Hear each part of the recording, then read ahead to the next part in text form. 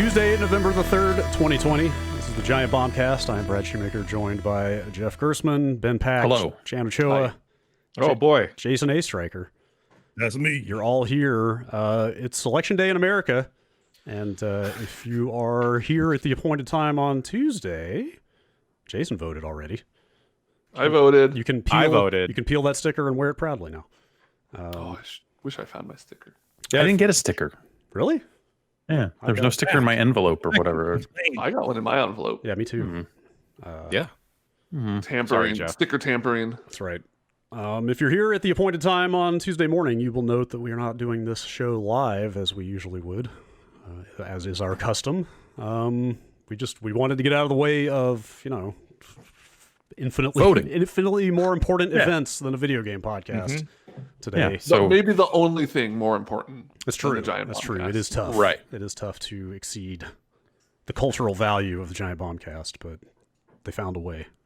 immeasurable. Yes. Except for just that the voting is more important. That's the only way to measure it. That's right. It turns out. Yes. So yeah. So hopefully, I don't know. Hopefully, you're if you're voting today, Yes. If you good have luck. not Stay yet, safe out there. yes, Yeah, if you have not yet vote, please get out there. Please. Please make it happen. go Bring a exercise. snack, Exercise your bring some civic water. duty. Yeah. Bring a podcast. Download a podcast. I don't know Yeah. which one. There's a lot. I don't know. Make yourself And heard. hey, if you're not registered to vote, check your state. You might be able to do it the same day. That's right. Yeah, a lot of same day voting out there. Make your voice heard. Practice your exercise your right to self-determination. Yes, please. Yes. There is nothing more important this year. I think we don't get into it often around here, but Yeah, for sure. It's in a way unlike any of us here have ever experienced, the rest of our lives pretty much hang on the I'm so stressed the out. events of this day. So Yeah, get it's, out there Ooh. and make it Make happen. some change. Let's make it at happen. least start trying to pull things back in Yes, the right direction. Yes, nothing. Go vote and then take like a nice warm bath. Yes, and it's- don't go on Twitter. Yes, it is important to like- note nothing ends today, but hopefully some things start today. Damn. Like Jeff said, hopefully we at least start moving in a better direction as a nation. So One would hope. yes. Fingers One would crossed. hope. So we put this thing up nice and early, or at least I hope we did. That's the plan as of right now. I've got the published time set for 2 a.m. at the moment. So yeah, if you're going to wait in an unfortunately long line at a polling place, just download this thing, slap it on your phone, and go. And listen Play it to at half talk speed about if the line is really long. Play it at half speed. the third most important thing in the world. After the election and the Giant Bombcast? Uh-huh. What is that? There's like a new box, right? A what?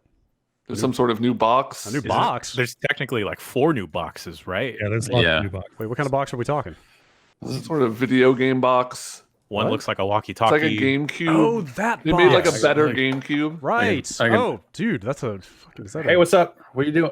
wow. You gotta say over, Jeff. You gotta say over. Over. I want a number 4, large sized with like a Diet Coke ketchup only. Coke machine is broken. Okay, can I get a Diet Coke? You do Diet Coke machine? is all not broken. working. Get an icy. We Can I only get have a, Fresca. can I get a, okay, I'll take 2 Frescas. Fresca And- machine just broke. 1 medium iced tea. Oh, they don't clean those. They don't clean those iced tea makers, man. You got to stay with that. Can I get a Oh curly? my Can I get a curly fries? We can kind of like bend the fries a little If you bit. could bend the fry, could you call in the? Do you have a fry bender? We do bend your because of new restrictions in COVID-19. You have to bend your own fries. BYO fries. Okay, all right. Can you give me like a metal rod for rolling the fries around? This is just the Tenacious D skit. Except with a giant cartoon walkie-talkie You're in hand. palming Yeah. that really easily, Jeff. Yeah, this is a. If you're listening to the audio version of this, Jeff is holding a GameCube. Jeff is Well, It has a handle. Wait. No, this is the series. The Series S. That's It's very an Xbox small Series S, which he was holding up to his head with one hand because it's very tiny. because we're side talking now. You could basically side talk that thing. What is that like a box of cookies? There are ancient cell phones that are not that much smaller than that Xbox. What is Yeah, no, it's there's like a suitcase, like a bag phone, like a satellite phone for sure. Yep. So yeah, just like this time last week when we could talk about unboxing the PlayStation 5, we can now talk about unboxing these Xboxes, and that's about it. That's about it.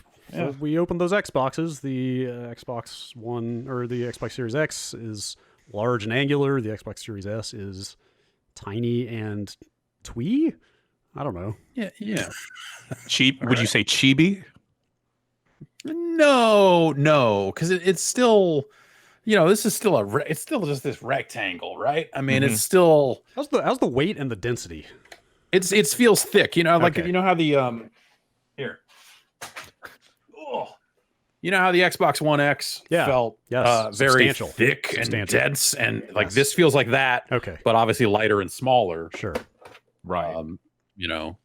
In a lot of ways. Yes. So. Yes. It packs a punch, right? Yeah. So yeah, we put up video of unboxing both of those consoles last week, and that's kind of all there is to say that we can say at the moment. I'm holding the Series X controller in my hand. Wow. At the moment, it's an awful lot like the previous generation controller. It's got one extra button. We're still And talking about- a different D-pad. It's got a disc-shaped D-pad on it. That's what I can And say. that new button is a share button, Yes, right? the new button is a share Okay. button. And that's about it all we can say. So stay tuned in the near future for more thoughts on the Xbox Series. The Xbox family of consoles. So that, I'm already kind of confused yeah. about which ones you're talking about. yeah, it's like, yes, I know what the 4 different modern Xbox consoles are. I could sit down and tell you what each of them are and how they are different, but I swear to God, every time I have to think about the new Xbox, it takes me 5 seconds to remember which name of the one I'm thinking of. And it's our job, and it's not a difficult thing to know, but to sit there and say that they did not make this more confusing than it needed to be is just, it's flabbergasting. How do you feel about iPhone naming? Well, the numbers just went up, right? Well, they skipped a few. They have a Pro, they have a Pro Max. that's true. Yeah, They have a Mini now. There are. I think the they're current- bad. It's exactly the same. Yeah, Not saying that they're they're both bad. And they sell millions of those phones. Well, I mean, it's like iPhones I at don't least think have a number it's- that goes up, though. yeah. Not but also the old ones go out of stock in such a way, or maybe not the iPhones. Actually, with an iPhone case, it's a little bit easier to find an older iPhone than I suspect it will be to find an older Xbox. I mean, that's the hope that the further we get away from, I guess, this current gen, the easier it'll be to distinguish from the Xbox One. I think we're staring down multiple consoles that are just going to be referred to as Xboxes from here on out, and they will all have some name on the end of it, but it'll just be, I think that this is the launching of them eternally having, whether it's half steps or full steps or whatever it is. I really feel like they are moving in the direction of that iPhone continuity of it just runs, so the games just work until they don't, until they, and so as part of that transition, I think that makes this way weirder and crazier than it should be. Because I tend to agree. I think I agree with you that the names are not great, but I think once we get past this window of, well, think about this. Who the fuck's talking about the Xbox One? No one. Well, If you're talking about because Xboxes. there's always a period at the beginning of a new console launch where you can go back and get the old console for cheaper if you didn't get it, right? And But the Xbox One, notably, the Xbox One X has been kind of out of stock for a while now. They so stopped making we're really it. talking about They they announced- stopped making it. But notably, they did not stop making the Xbox One S. They are still Right. producing that console, and you would assume at some point the price is going to drop on that thing, and they're going to get Series X games into xCloud, and then they're going to be like, "Hey, buy this $99 Xbox One S and subscribe to Game Pass, and you can stream all these games." If you're going to be somebody who goes hard, you're I don't care about the new games, but Game Pass is an amazing offer to me, and I don't have any Xboxes. It makes total sense that you would want to go back, get the cheap Xbox, Yeah. get Game Pass, start I playing. would not be shocked if by the time they get to that point, they have also renamed the Xbox One Yes, S into something that is more like budget God. edition, or like some The kind Xbox of. Series P. I mean, Yeah. they might even relaunch it at that point. Same Right. innards and like a smaller case exactly. or something. Smaller, yeah. I wonder if they would end up doing something like that when they get down to if they decide to get down to some $99 price or something. Because like, I don't know, the Series S at 300. You figure that price eventually drops too. So at what point do they just focus on that rather than dicking around with the last generation stuff? It's possible. Anyway, Anything's possible. All this stuff is going to seem extra confusing right now Yes. while we're in this like cross-generation window. But like that'll be over and no one will think about it again. The same way people were like, Wii, that's a terrible name, or Dreamcast. What the fuck is a Dreamcast? And it's just like, you say it enough times and it's fine. I would guess by like, let's say March of next year, probably it's going to be totally settled. Like everybody will understand everything. Sure. And it'll be smooth sailing from there. I anticipate a lot of confused parents and grandparents around Black Friday and the holiday season, For sure. but then probably by next year. Yeah, but also I think that's where you get into that situation of like they are not making the One X anymore. So the options for Xbox on shelves will not be the full line of the current gen and the next gen. It'll be, unless they're buying a used one, there'll maybe some cases like that. Also, this holiday season and Black Friday, probably not a lot of people going to the stores. So, And also the instinct would be like, but still go somehow for too many the- people going into stores. yeah. And the instinct would be like, oh, I should go for the more expensive box, Yeah. if anything. Yeah, probably. And that's where, if you are going into a retail store, they are not going to sell you the old one. Right. They're They going to want to- have they the want new to one send you front the and new- center, big Yeah. displays for it, Unless they're out of all of them and they just want to make a sale of any kind, and then you might, if you get the bad employee, maybe they'll screw you over. But just like, just like imagine typing Xbox into Amazon and you're just like confronted with a lot of weird. It's not easy at a glance. There's no, to borrow a Dota term that I really like, the Go glance value for it is kind of miserable. Like it's hard to like look at these Like the 3 or 4 silhouette consoles sucks. and know which one yeah, is the one. I did exactly that, and the first thing to pop up after a sponsored ad is the Xbox One S. Yeah, bestseller, Xbox One S. And right after there you that, go. the Xbox One X, which is about to be unavailable. And There's only 8 left in stock. Better get it. shit, we gotta get them. scrolling down the page, no sign of any Series X or S anything. So Well, yeah. So how hard is? I haven't been too plugged in on the console ordering front. How hard is it to get a hold of one of these things right now? You can't. I don't know. I feel like Yeah. I've heard stories here and there about like, oh, it came into stock for an hour here, and like that's if just you getting then, sucked up immediately. So, Yeah.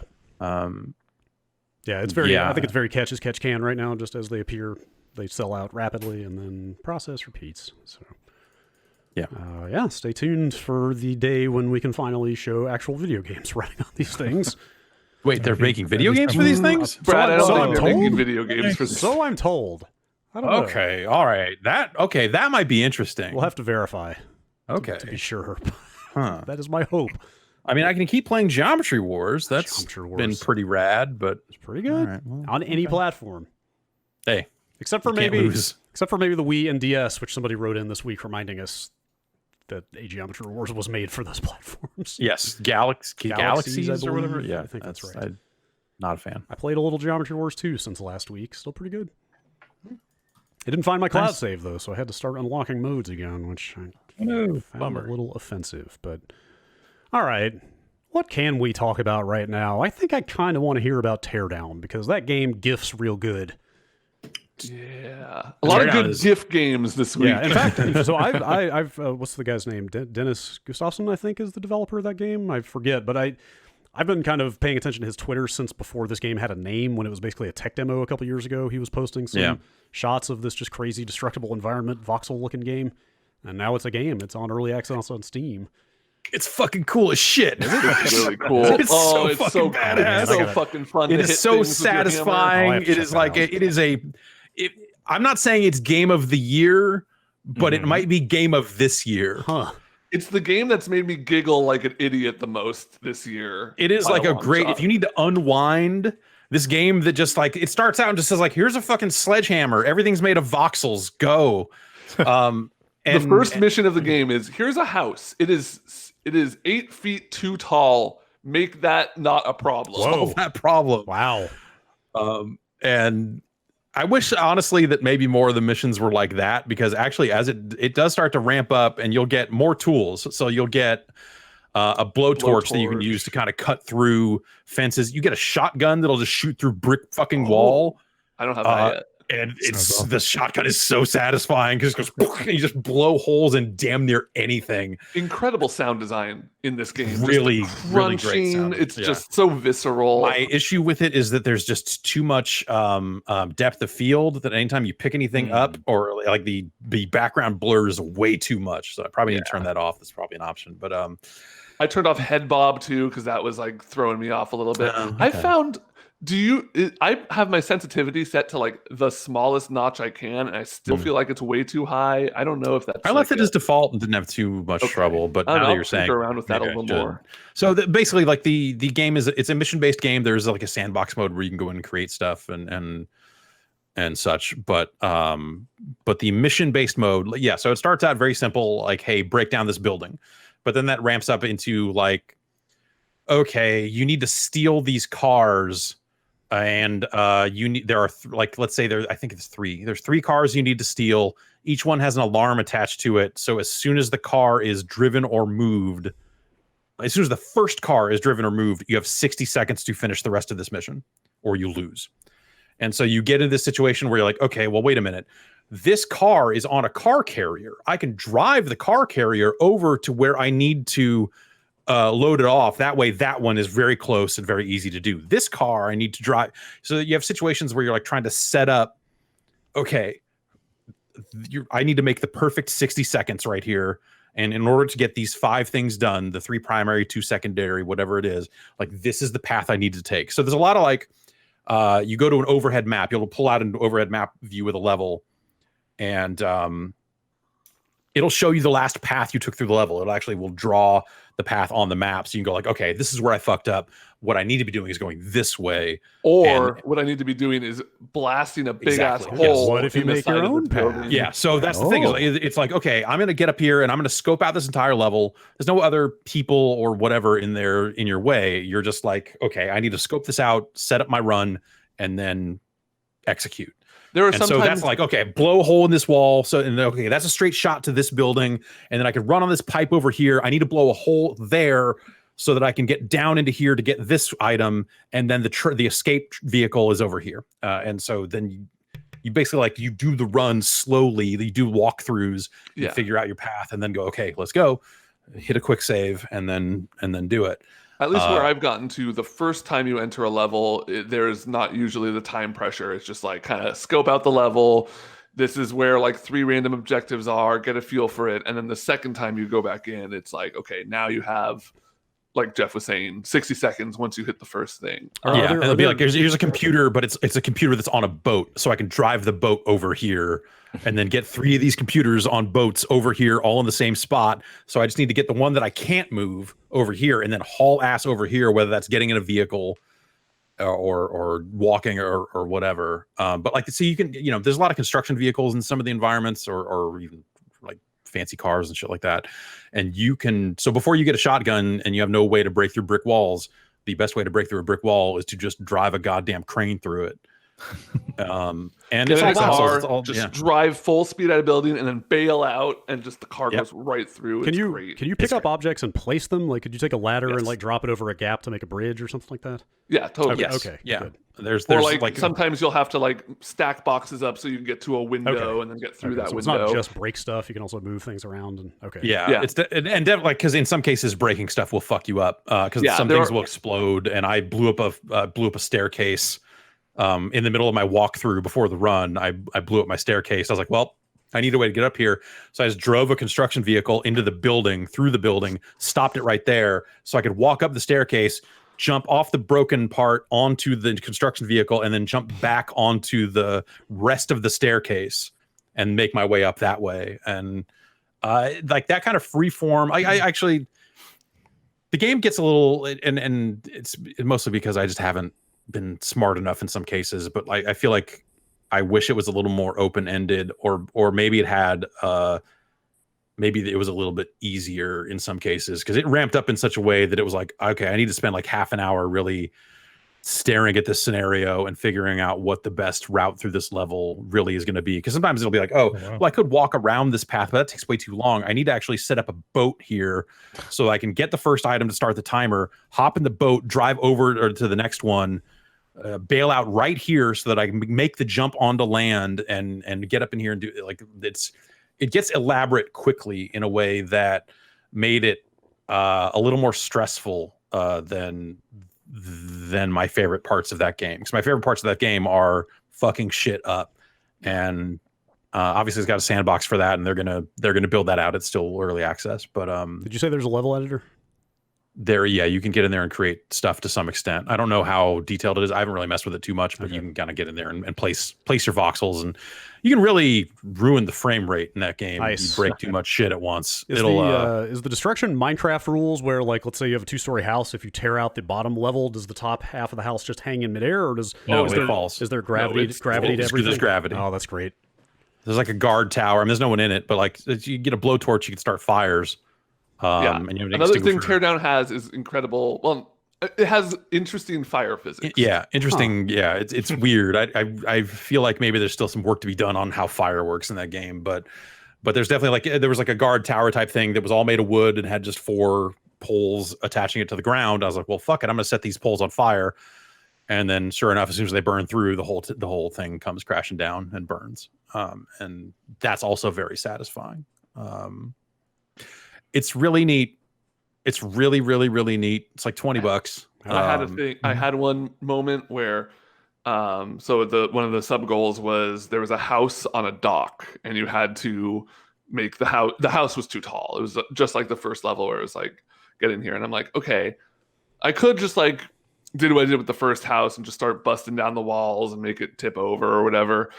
But I noticed it was on these like pillars, like, holding it up, support. It's on a dock, under the water. Yeah, it's on a dock. So I'm like, I'm gonna get under there and just start busting these out from under, and then that way the house will just fall into the ocean. Well, that happened, but then it also started bringing me down with it. So I had to bust a hole through the bottom of the house as I'm in it, as it's falling on me, and then I like unsubmerged into the house. I had to break out through the roof. Like, there's just, that game has incredible moments of chaos. Yeah. It really reminds me of like Red Faction. Like, it's the most satisfying hitting stuff with a hammer game since Red Faction. That's pretty strong. You die in the game at all? Okay. You have health, but like it regenerates really quickly. Like it's more meant to be like, so if you find propane tanks, you can throw them and they will blow up on impact, which is also really satisfying. And if you're too close to one of those, you might die.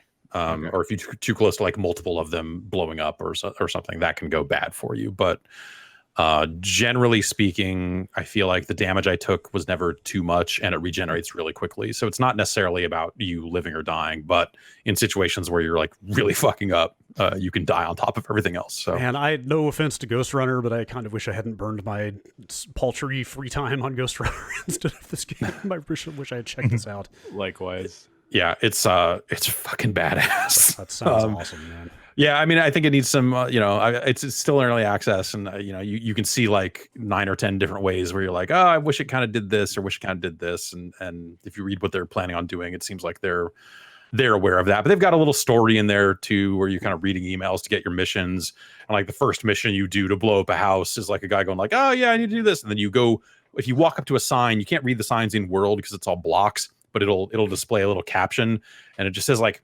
Heritage Home under it, and turns out you're just like illegally knocking over some fucking monument like house so that this guy can build something, so they start blackmailing you. Yeah, and then you get blackmailed into doing it literally is like, oh well, the cops catch you doing this, and they're like, I'll let you off if you go fucking bust up this other thing and steal some shit from a criminal for me.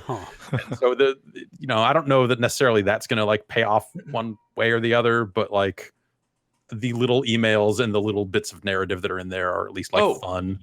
And the best part of the game, every time you complete a mission and go back to your home base, your stupid little alarm clock is waking you up, and you just get to smash it with your hammer, and it's satisfying every time. It happens after every level, and every time I'm just so excited to hit that goddamn alarm clock with my hammer. Beautiful. And it's sounds single pretty player great. only for right Yes. now? Yeah. Okay. I want to say, don't quote me on this, but I saw some people saying the developer has said it's like the type of physics and destructibility in this game is kind of not feasible for multiplayer. Yeah, I was gonna say that'd be really Fair hard enough. to sync up across clients, if I'm guessing. But it's yeah, I don't know. It's fun. It is fun to compare notes with other people, like how they got through a level and that sort of stuff too. So it just seems like it opens up a lot of potential, like for different ways to complete things, and it'll grade you, or not. It'll tell you how long it took you to do something and all that sort of stuff. Obviously, the final part of these levels usually is on a timer. I think it has 6 environments now, and so there'll be like multiple missions in each environment. Yeah, I think I really hope that they keep building on it and doing a lot of other crazy shit. I hope they get to a point where it's got like workshop support for created levels and all that other stuff, because there's just a lot of opportunities there, I think, for making a lot of really wild shit and then busting it all up. Oh man, it's so exciting that this game turned out good. I've got to check that thing out. Ghost Runner, since I mentioned it, I played a little bit of that. I know Ben played a good chunk of it. I think Jason Me was three. Oh, you played through. something? Okay, well, man, everybody's cyber ninja parkouring it up over here. I learned that I'm really bad at keyboard controls. I thought I was okay, but this game pushed me to my limits of like, oh no, you're garbage. It's tough. It's Yeah. pretty- I highly recommend rebinding a lot of the buttons, especially if you have a mouse with buttons on it. Like putting your dash and your grappling hook on your mouse, I found to be an incredible way to mitigate a lot of the. Yo, that game is hard. pretty Ghost tough. Runner is fucking hard. Pretty tough. Have any of you tried it with a controller? No. Yeah, it's been great with a controller, I think. Huh. I haven't tried it with keyboard controls. I imagine that would be pretty rough. It's I mean, for people that For me haven't seen anyway. it, Ghost Runner it's a full on like Neuromancer style, like that type of cyberpunk where you're like a straight Yeah. up like cyborg ninja type dude with a katana, and it's a first person parkour game, a lot of wall running and grappling hooking and like air dashing into a dude to cut his head off with your katana as you keep running and don't stop. Yeah. It really feels like they were like, let us make a game that's the fucking wall running and grappling hooks of Titanfall in a like combat arena. Like I think I mentioned this game, and I think Jeff, you're like, the pitch of this game is insanely strong, because it's like Titanfall meets Mirror's Edge meets Hotline Miami, and it's just like, yeah, that sounds like a fucking video game. Like I feel like there's a little bit of like super hot in there as well. Yes, as far as like Yes. trying to figure out, the puzzle aspect of it is that, you've got guns, you don't have guns, but you've got guns pointed at you the entire time. So you've got to make sure that you dodge those bullets and go for the right dudes at the right time. And it's like literally, serious. Like, literally, there's 2 dudes with guns. Yeah. You can't fight them both. You have to like play smart. Yeah. the first set of enemies you get to makes you realize that game's not fucking around, because those enemies track you. Like Yeah, Like, they're not they're- stationary, they're- just shooting one direction. their aim is yeah. their aim. If you're not dashing and slowing down time and stuff, their aim is deadly accurate, and you die in one hit. So yep. How's the respawn? How's the restart on it's it? like instantaneous. It's, Okay, good. Snap. Yeah. Yeah, it's Yeah, snap. I was gonna say that's kind of the It is commendable. In I that did respect, hit for my sure. first. I did hit my first checkpoint last night. That was like a little more than I wanted to replay though. When I got like it was a solid like minute back or something, which doesn't sound like much, but in that game that's like 18 trick jumps, like having to kill 3 dudes just to get back up to where you were. So like some of the checkpoints are spaced out maybe a little too much, but I really like this game. I think the movement is nice. I think the combat is nice. There's sort of, you're a melee. Your only attack really is a sword. You have a couple of abilities that you eventually unlock, but it's really you're getting most of your kills by getting in a dude's face and hitting left click to slash them. But there's a good kind of snap to range. You don't have to like. Sure. It never really feels like, oh, I thought I was close enough to hit that guy. Like there's if you're in, you're in, which I think is really nice. The zip line feels good. The dash you get kind of stops time. So in midair, you'll be jumping at a guy. You'll see him start to aim and shoot. There's a really good visual cues coming off of the gun of like exactly when he's Yeah. going to shoot. You freeze time. You can air dash at that point to the left or right, dodge the bullet, land, and then go in for the kill. There's a really good slide too to kind of dodge bullets like it's that. such a good feeling doing that too, because that's like a little bit of respite during your crazy parkour shit. All of a sudden the time slows, you can like think for a second, and then you line everything up and then just let it go. You do that dash fucking kill, and it really makes you feel like a badass. Like you just, when you finally nail a room, like especially the game's kind of split up. There's like, I'd say like 3 types of environments within each level. There's like the big combat arenas where there's like 8 dudes and you got to go take them all out. And then there's like, you know, some parkour jumping puzzle sort of stuff where you're timing and zipping through. And then there's like kind of these like, they feel like murder hallways. They feel like this game has a lot of murder hallways where there's like a dude every once in a while that you have to kind of like do. It's like a combination of the parkour puzzle and the combat room where it's less intense, but it's like designed to keep you moving at full speed. And they balance them out well. It's not just like combat arena after combat arena after combat arena, because I feel like that would be a little bit much in this game because those combat arenas are so challenging. Even with that, I think the levels are maybe a little too long for my tastes. Like you're looking at 30 to 40 minutes for a level. And with a game where you're dying like 30, 40 times, sometimes you're like, I need to take a break and I still have like 20 minutes left of this level. Do you ever I haven't tested to see if the checkpoints persist between like turning the game off and on again, though. Do you ever get to enemies that require more than just like being near them and one click and they're dead? Like multiple hits or anything like armor, anything like that? Yeah. There are melee. Have you fought any of the melee enemies? Not yet. So there are enemies that will like jump at you and do sort of a ground pound move that'll kill you if you're anywhere near them. But that's really, aside from dude with gun, dude with better gun, that's the only kind of guy I've seen. The thing that bugs me most about this game is the story. I think the setting is cool, but it combines 2 of my least favorite storytelling tropes, which is A, you have amnesia, so it's like, okay, whatever, sure, fine. And then B, because it's this game where you're always moving, always running, it doesn't want to set you in any one place for too long. It's all this exposition is just people talking in your ear.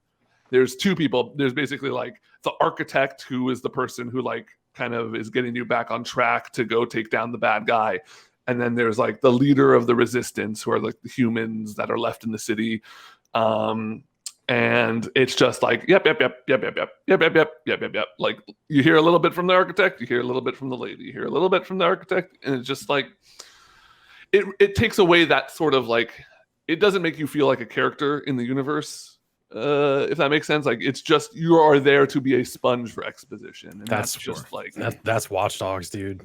Watch Dogs is so that. Do they keep giving you like kind of busy work jumping puzzles to do while the exposition is being? Because like I hit the first point where the architect like reveals himself, and like, to be fair, I think a lot of the art design in this is pretty good. Like their visual take on being inside a computer or cyberspace or whatever you want to call it is like pretty lush and kind of out there, which I thought was cool. But like they do just kind of have you jumping through these busy work parkour things for 15 minutes while the dude is telling you the whole setup for the story. So yeah.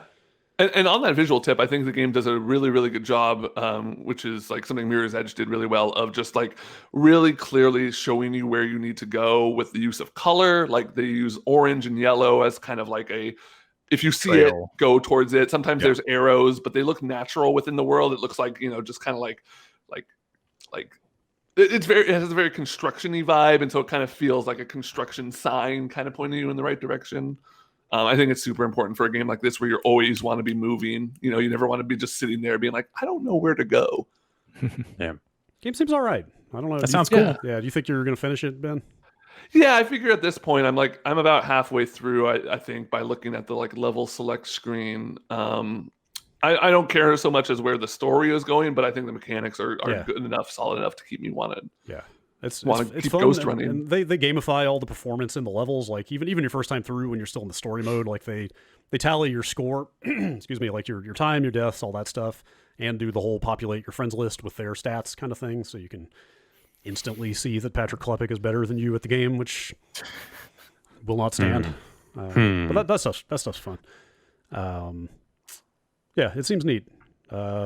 Jeff, you still going with Watch Dogs? It sounds like. We talked about it some on Friday, but just to, I like things about Watch Dogs Legion, but also it feels like a story with no teeth. Like it's so, it's that problem where, it'll accept it. Okay. So it's not always telling you the stories in your earpieces. A lot of it is, but by virtue of that being a game where you can recruit any character, all those characters have basically nothing to say. And so it just becomes a lot of conversations between story characters with you kind of in the middle, or like story characters, just on screen talking to you, but your responses are very generic. And like they do the bare minimum to move the conversation forward, and they do sometimes have actual nouns and verbs from the current storyline in it. So it's not like just, oh, really? Yeah. Hey, what? It's not quite that. Some real good clips going around on Twitter of scenes like that where somebody just happened to pull like a really bad voiceover. Also, I was reminded from that, and they talked about this pre-release, that they're doing some procedural effects on the player character dialogue they do have. Yes. To try to distinguish it from character to character, like pitch shifting and stuff like that, to try to make it sound super unnatural, right? And it just comes out. It comes out almost sounding like synthesized voice at times. It does. It sounds very fake. Like the first character I recruited on Xbox, his voice was unnaturally deep in a way that feels like someone just took a slider and slid it down. He's just got cyber voice vocal cords, man. He just totally sure, why not? Out his throat. Yeah, but like it just and I've also had cases where I have two characters with identical accents talking to each other, but like one is pitched slightly down. So it's like, oh, they're different in a sense, but like really no. And that stuff is, I don't know, like if you're going to lean that hard on a procedurally generated system, those are the things that come with it. And I don't, that's not a game breaker or anything like that. It's just, you look at it like, boy, I don't know what they could have done to do better there without having to write a trillion lines of dialogue and get a ton of voice actors. It's just a consideration there that would not be reasonable at a certain point. But I think the problem for me is more that just like the main storyline in that game is not interesting. Do any of those like dialogue choices like differ per character? Like say you approach something with that old lady that keeps showing off. Does she have a different perspective on anything? No, it's all of it is any lines of dialogue that your player characters say is just meant to fit into this framework. And the lines of dialogue on either side seem like they will just be the same. I don't know if this changes, but it seems like the player characters don't really have any agency in what's going on. Like they're not making decisions. They're just kind of like, from what I've seen, they're just like ciphers that stand there and take instructions on what to do in a mission. Exactly. I mean, when you change characters, it's literally like it's the most lively, like real. It's the most human thing you see out of any of the player characters is they'll all be doing something when they're activated. It'll fade out and fade up to the new agent that you swapped to, and they'll be like taking. And there's one character that she is always just taking a selfie of herself as it pans around and you take control of her. Yeah. I do appreciate that GTA 5 aspect of it, though, of just like, when you log into the game for the first time or switch to a character, like, let's just see what they're doing at that moment when you take control of them. Like, but it's still, if you're in a mission zone and you realize, oh, I need my construction guy, when you swap, that construction guy is pretty much there already. Sure. It's not like maybe it's just when you continue from title screen, but like I've had a couple instances where it came on like came in on a pretty ridiculous scene, like. Yeah, like my character was in a graveyard, standing over this dog's grave once, and the posh British AI comes in over the radio and it's just like, "I'm sorry to interrupt. I see you're in a cemetery." I got that one too. Some of those are like kind of amusing, but yeah, they are. It sounds like it has some nice little character stuff, maybe, but like, I feel like with a game that was so heavily marketed as like, they're invoking real life events. They're evoking like this ripped from headlines thing, to have it just be complete, like not even like, oh, I'm mad it didn't have these politics. It sounds like it's just kind of toothless overall. Toothless. Yeah. Well, and there's just like dumb things in there that I don't know if they did it for gameplay purposes. So you break into, or you walk into really, you barely break into it. You break into the camp where they're keeping immigrants. For deportation or whatever. And it turns out that they are disappearing people from this place. And there's a whole, human trafficking element to that part of the game, which sounds like really heavy. But then you just kind of walk in and nail some guards and do your thing and then leave again because you're looking for one specific person. And then on top of that, it's a situation where like I had a case where, you know, in that specific instance, you find out some really heavy shit about a former DedSec operative or maybe not former, maybe he's alive, maybe he's dead. And you are kind of hot on the trail of what happened to this guy. You're watching like an AR reconstruction of him trying to escape. And it's like, not that the game does not do heavy very well, but this is maybe the closest it has gotten to getting heavy in the main story. I've not finished the main story, but like the main story's up to this point. And then it does like the mission complete thing. And then the lady, as she's walking off, the lady I'm playing as goes like, I really enjoy this DedSec stuff. It's like you're still walking around this immigrant camp where they are, you know, trapping people and doing God knows what to them. And she's just like, oh, I really like hacking all this. Yay. And it's just like the tonal clashes that you run into because of that stuff. I mean, you know, it's stuff like that. And the way the player character doesn't seem to matter. Like there are a lot of ways that this feels like a very old open world game, like GTA 3 era lack of player agency and lack of character and all that sort of stuff. And that's kind of weird. But it still has its moments. It's still fun to like hop on top of a cargo drone and hack it and fly up to the top. Like, you know, there are objectives you can tackle different ways depending on how you're outfitted, and some of that stuff is interesting and some of that stuff is fun, just from a pure gameplay perspective. But I just think like the story stuff has just been really dull. Also, like if you were the bad guys and you were going to capture a bunch of immigrants and maybe cut them up into parts for fun and profit, would you let them keep their phones? No. So one of the things, the quick hack button will just do a default action on a character. And by and large, that'll be like, it will disrupt their AR optic thing that, you know, like you're stunning a person so you can walk up and kill them basically, or incapacitate them. DedSec does not like to kill if they don't have to. And one of those is make their phone ring.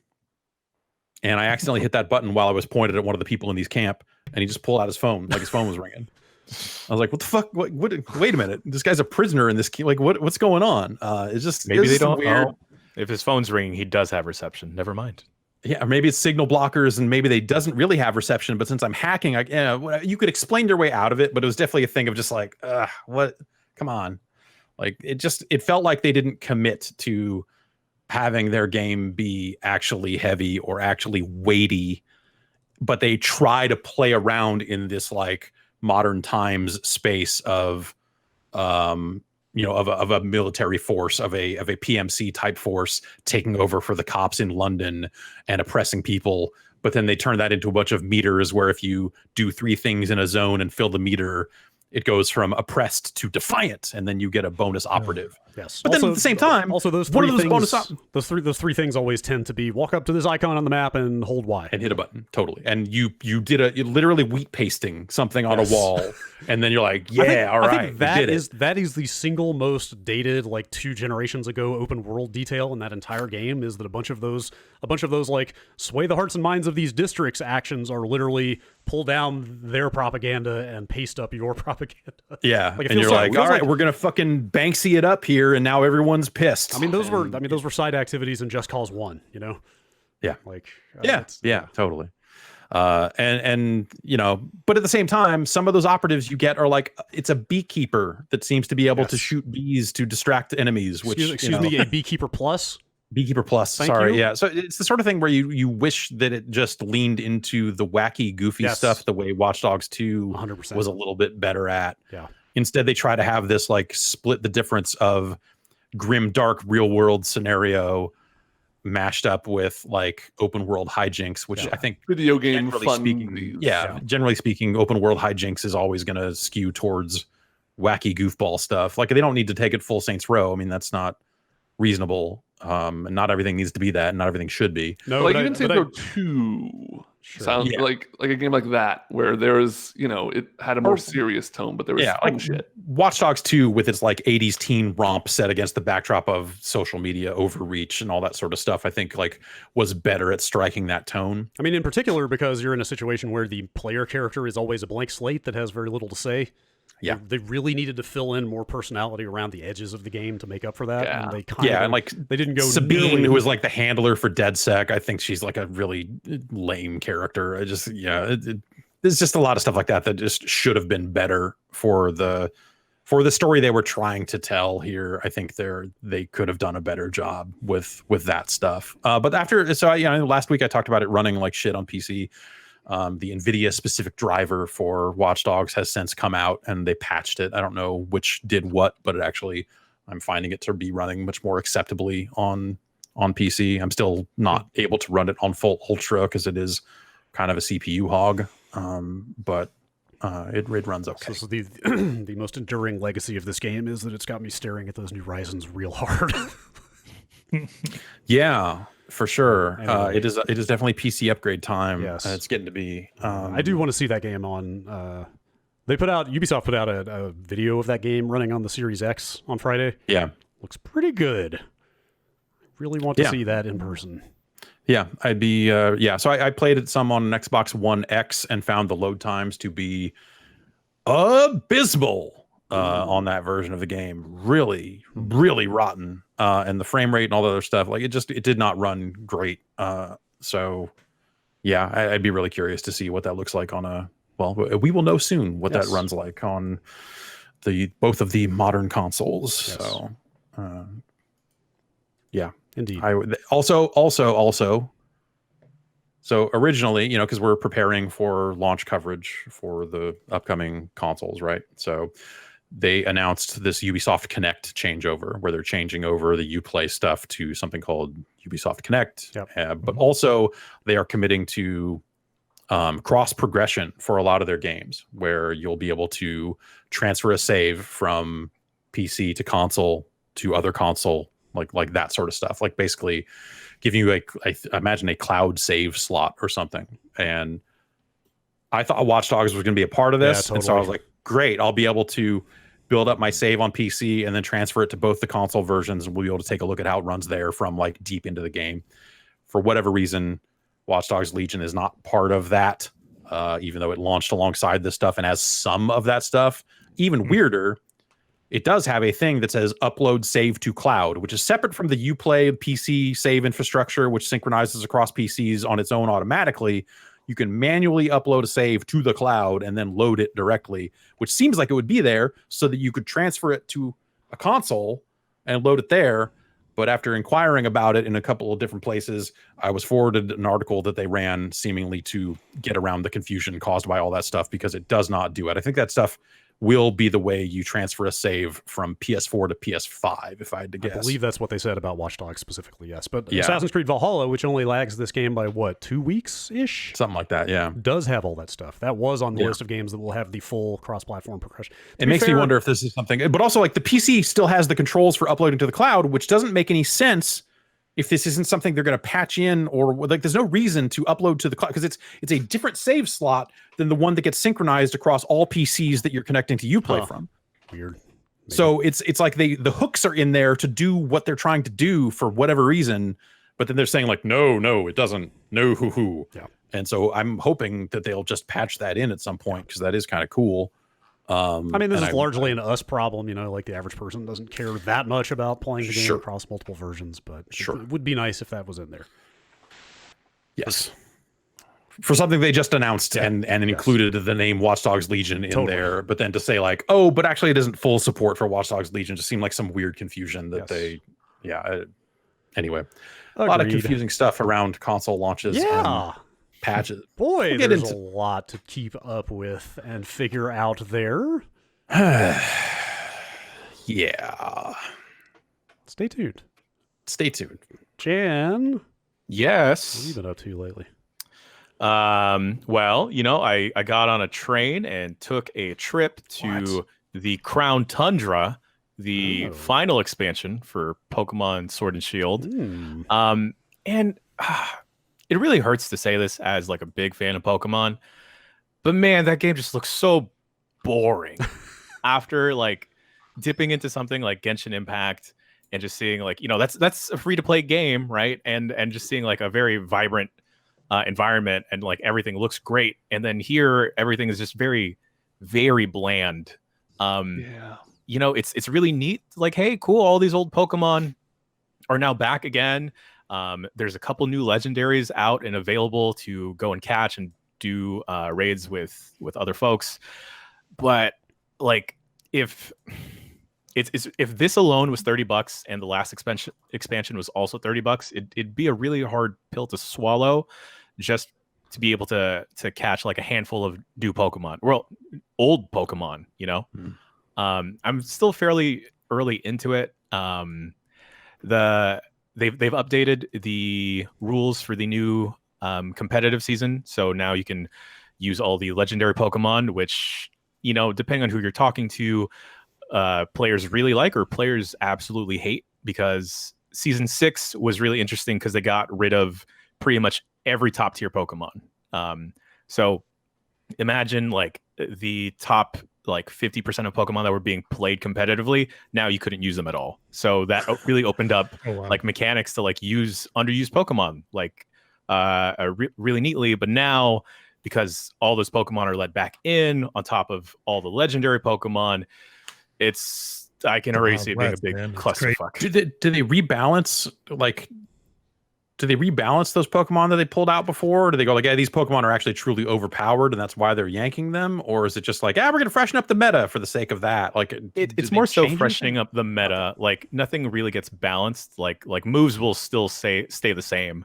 But more so it's like the balance they add is just adding more Pokemon. And with the meta, like people will find ways to exploit stuff. Like there are certain moves that have like a very, very low possibility of hitting, but there has been like a couple of exploits that like, hey, like if you do this with these two Pokemon, a move that's only supposed to hit 50% of the time will now hit 100% of the time. And it's weird exploits like that they'll try and patch out, but big stuff like how a Pokemon performs or its usage, it just stays in and you just kind of have to deal with it.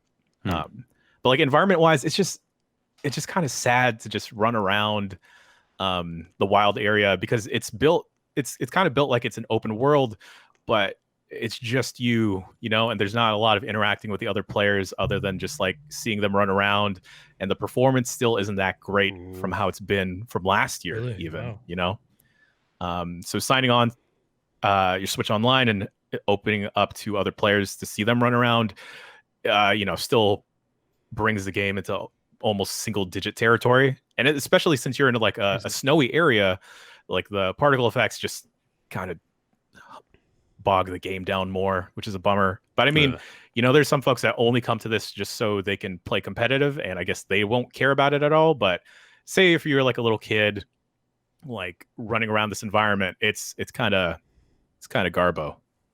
Do you think this is it for mainline Pokemons on the Switch? Like, we're not going to get a whole other entry this generation, right? I feel like they'll probably do a remaster of an older game before it's completely it.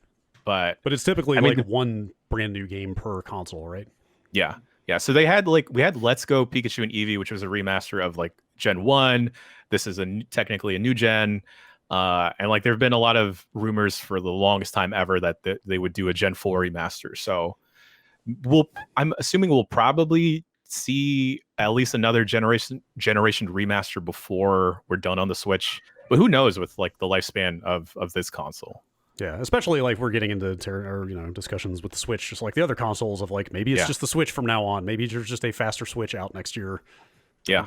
Runs all the same games, and they're just doing that thing along with everybody else. So, and I think the bummer part, and I totally feed into this, is that because this game sells really well, Game Freak may not be inclined to improve that much, which is kind of a bummer. Victims of their own success. Suffering from success, it hurts. Yes. All right, that's a little grip of games that we can talk about. I have one more game. Oh, it's in my email. Wait, was it? I thought we went through everything. Hold up. Hang on. I want to see if you know what this is. Bombcast notes. Oh, God, right. I meant to ask you about this. And Ben, I understand that they gave Diretide. Valve did it. The memes have become dreams have become reality. They put Diretide back in Dota. Is this the first Diretide since the great Diretide calamity of, what was that, 2016 or something? I think so. When the meme began? I just wanted to quickly shout this out. Valve, the Dota team, whatever the Dota team is at Valve, has really been collective known it. as Ice Frog. Yeah. They've really been killing it lately with their new custom game stuff. They had Aghanim's Labyrinth a couple months ago. That was kind of the roguelite, progressive, co-op 4v AI That sounds kind of cool. mode. Yeah. No, that's out now. That was part of the Battle Pass. But they just released Diretide just in time for Halloween to be over. I was going to say, it's pretty tight timing there, but... Yeah. But basically, it's a new mode in Dota that's really fun. It's really cool. I haven't been playing really any Dota in the last few months, but I saw a ton of my friends back online for this, and it's cool. It's like a very stripped down version of Dota, where it's 2 lanes, and they're really close to each other, and you're collecting these candies, and it's all about it's round based, it's 5-minute rounds, best of 5, so games are never going more than 25 minutes, which is really nice, because I just don't have the patience in me anymore for hour-plus long Dota games. Similar Dota mechanics, but with some new stuff layered on. If you liked if you're an ex-Dota player and you remember Diretide was a big deal. It was the first custom game that Valve added to Dota that people really went nuts for. Yes. There were other things like Frostavis and little things here and there, but none of them really stuck like Diretide did. That was the thing that people were review bombing them for not adding back in, and literally tweeting at Volvo, and Volvo was out there being we don't know what this meme is. Wait, Please literal leave us alone. Volvo, the auto manufacturer? car? Wow. Yeah, because the meme eventually became Volvo Yes. Gib Diretide. Yes. Please. Just a little fun misspelling of Valve, Yeah. but Just it's people spilled call out. Bungie Bongo and stuff like that. Yeah. Anyways, not to talk about Dota too much, because I'm not gonna try and convert anyone to be a Dota player. But if you've What's been this checking Dota? out- okay, so remember Warcraft 3? Yeah. Oh, Remember how No, everyone's no. favorite part was hero units? No. Okay, never mind then. Okay. Check it out. It's free. It's got some cosmetics tied to it. You can earn a certain number of points per day, and then if you hit 100, you just get a free set, which is really cool. It's not even you get entered into a chat. There have been scummier Dota cosmetic promotions, let's say. But I'm really, really enjoying what the team there has been doing with Dota lately, and I don't know. For the first time in a while, I've been interested to see what they do, but also part of me kind of wishes maybe they could do a new game, something not tied to Dota, something that could reach maybe a different audience than Dota players. Impossible. I don't know. Ooh. It's some cool stuff out What do you there. got in And I think mind? if you have Dota interest, you should check it out. Okay. What about chess with Dota characters? Never worked. No, that doesn't sound like it's a thing. What about a Dota card game? Nah. Maybe not. That's made up. Okay. Table that for later. We're going to take a quick What break. if they had here. a virtual influencer character? Nope. That... Nope. Not on this podcast. All right. All right. We're going to take a quick break, stretch our legs for just a second, and come back and talk about some news. Stay tuned. We'll see you. All right. Back in it with some news. Got a bunch of it here. News.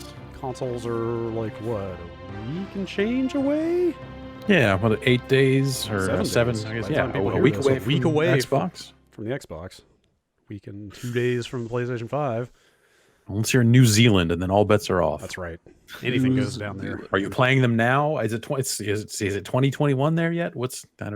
Oh, man. That sounds great. I want to go there. Do you? We don't know yet. You and Gabe Newell. Dude, I would totally go hang out in Gabe Newell's New Zealand compound from now on. I think you got all those knives shipped over there? I hope so. He has his own. He has New Zealand knives. That's true. I Yeah. bet He's they- starting a fresh collection over there. I bet they've got some good knives down there. You think Australia has good knives? Yeah. Okay, news.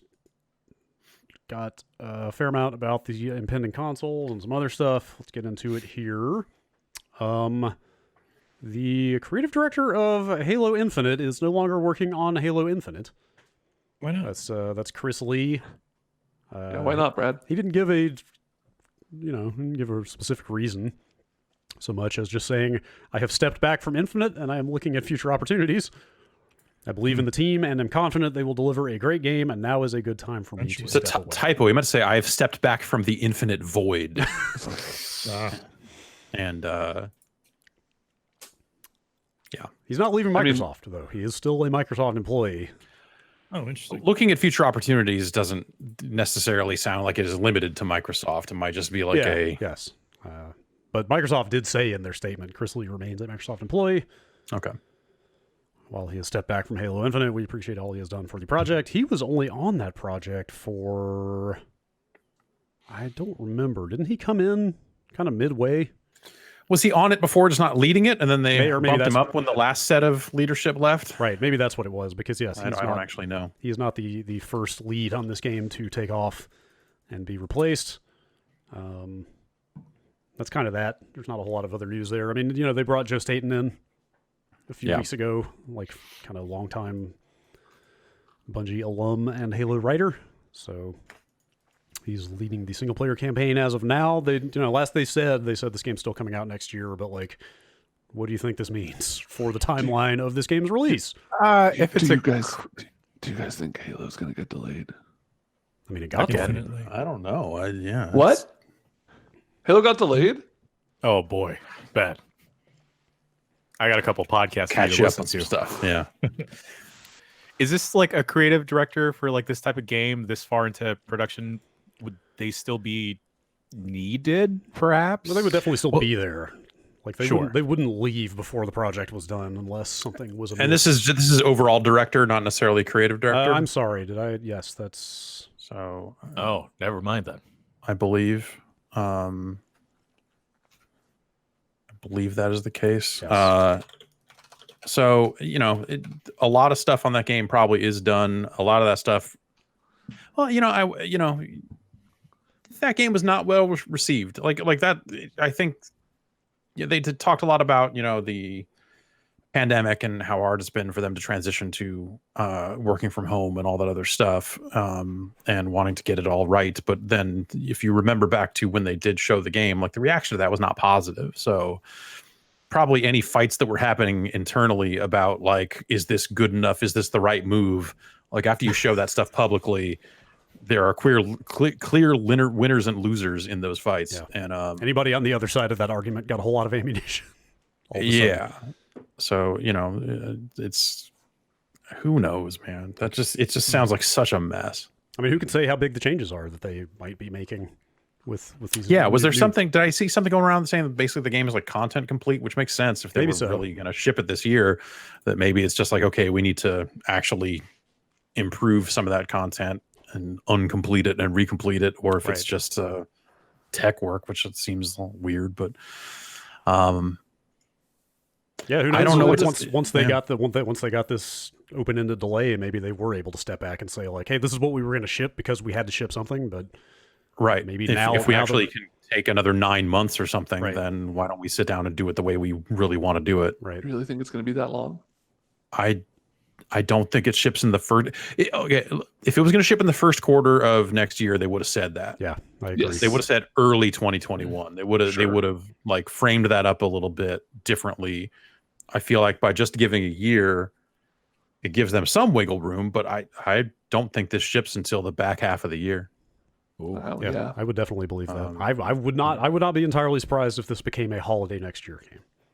Yeah, I think that that would not be shocking to me at this point either. I think that they can't afford to screw up Halo anymore. That is That's 100% true, but they also, well, I guess maybe they don't because they've talked about how they don't need to do this anymore. But I was going to say they need to put some goddamn video games out on their new console. They but do. You're not wrong, but Yeah, they can weather these delays. But yeah, like Jeff is totally right. They cannot weather a bad Halo game, or Halo cannot Yeah. weather it. Halo, and I don't think that any of the 343 Halo games have been outright bad. I mean, the Master Chief Collection underwent, its whole mess. It is still under, like Reach just came out or something, right, for PC. Anyway, there's still people out there working on the Master Chief Collection 1,000 years after that game. It's crazy. Until the end of human civilization. Yeah. Someone will be working on the Master Chief Collection. The true Halo Infinite. Yeah, there are elements of Halo 5 that are not great for sure. But I think like by and large that game was at least okay, if not good. I enjoy playing Halo 5. Those aren't bad games. And like I've always kind of felt for 343 having to follow up that original trilogy because like it's so beloved. It told a complete story that started and ended. Like you've got this thing that is like hallowed and like you can't change too much about it, but you have to change some things to justify another sequel. And like where do you find that balance of old and new and like not just make it seem kind of stale? If anything, I the think landscape of video games has changed so much between the last Halo game and now. Like, God, Halo 1 is almost 20 years old at this point.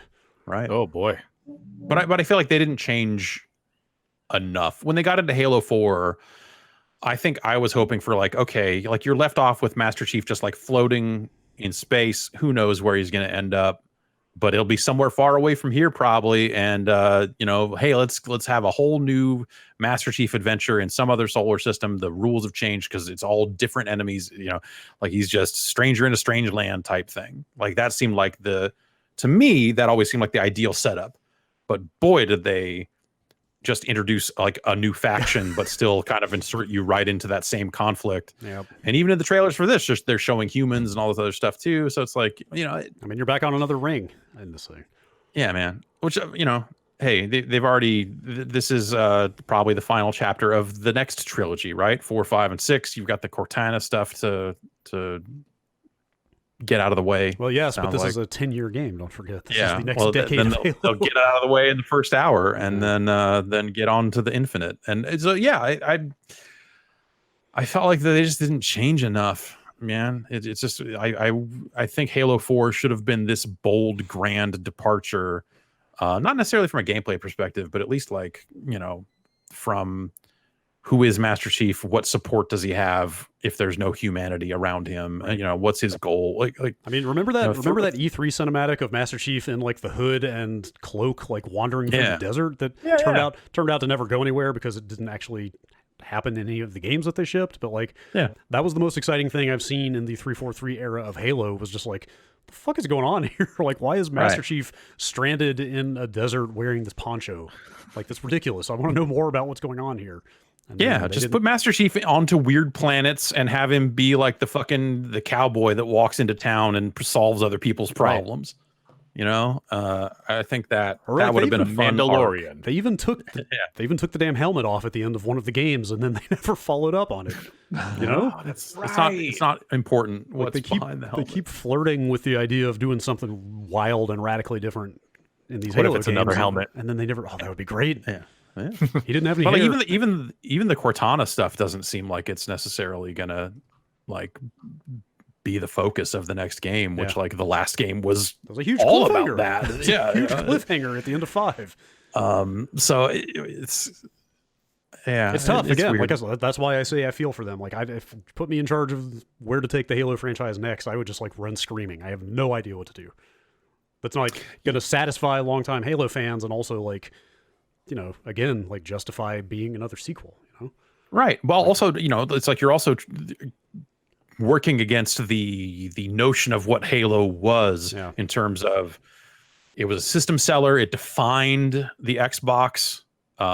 Like the Master Chief was the lead. Is still like in a lot of ways, right? I mean, it's not Marcus Phoenix. Maybe it was for a while, but like you associate Xbox with Master Chief still, right? I mean, it's not cars. It's not Blinks the Time Sweeper. The back of this Xbox Series X box that we can talk about openly has the Master Chief on it. Yeah, big. But it ain't that anymore for them, and it hasn't been since like 3 or Reach. Yeah, like I know I've talked about it before, but I distinctly remember being in that, was it 2004 E3 Microsoft press conference when they straight up revealed the second gun coming on the screen in Halo 2.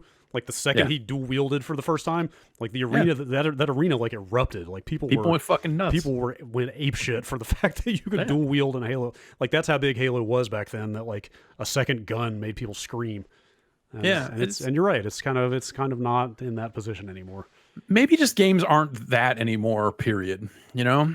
Like you think about it from like the era of that was midnight launches, that was like check out our day one total, like the entertainment launch aspect of all this stuff was such a different thing then than like people dragging their Xboxes over to each other's houses and like system linking a bunch of TVs together and all that stuff. Yeah. Oh, yeah. And like now it's like, well, at 9 p.m. this game's gonna unlock and then I'm gonna start playing it. Yeah.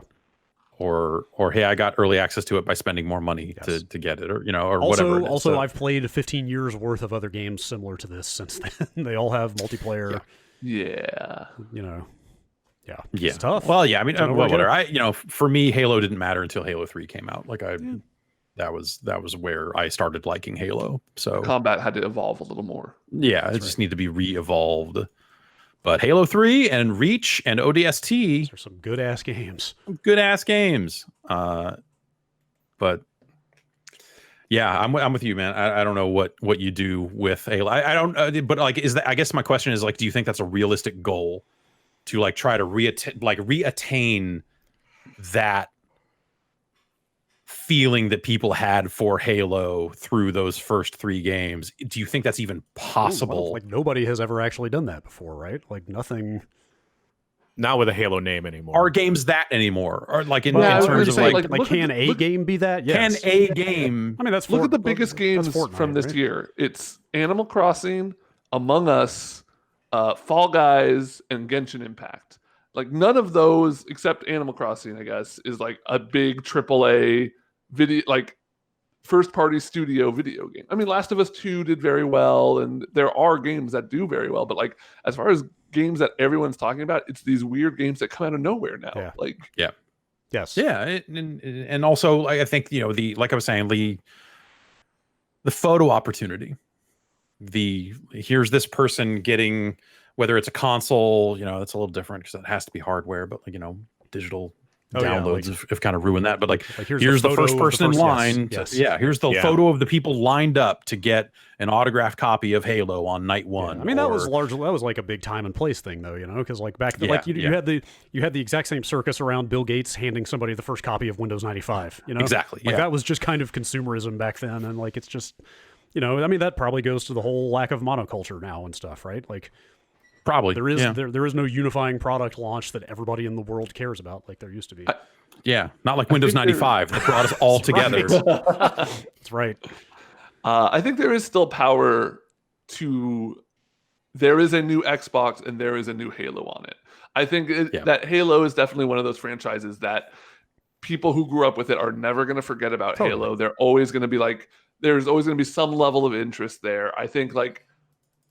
I probably think that they cannot re-achieve those highs, but if one franchise is going to do it, like Halo is probably up there. Like, because like, what are the games that like that? Like the games that just had massive penetration into the public is like Call of Duty, Halo, Zelda. It's like these Grand Theft Auto, Mario, Grand Theft Auto. Yeah.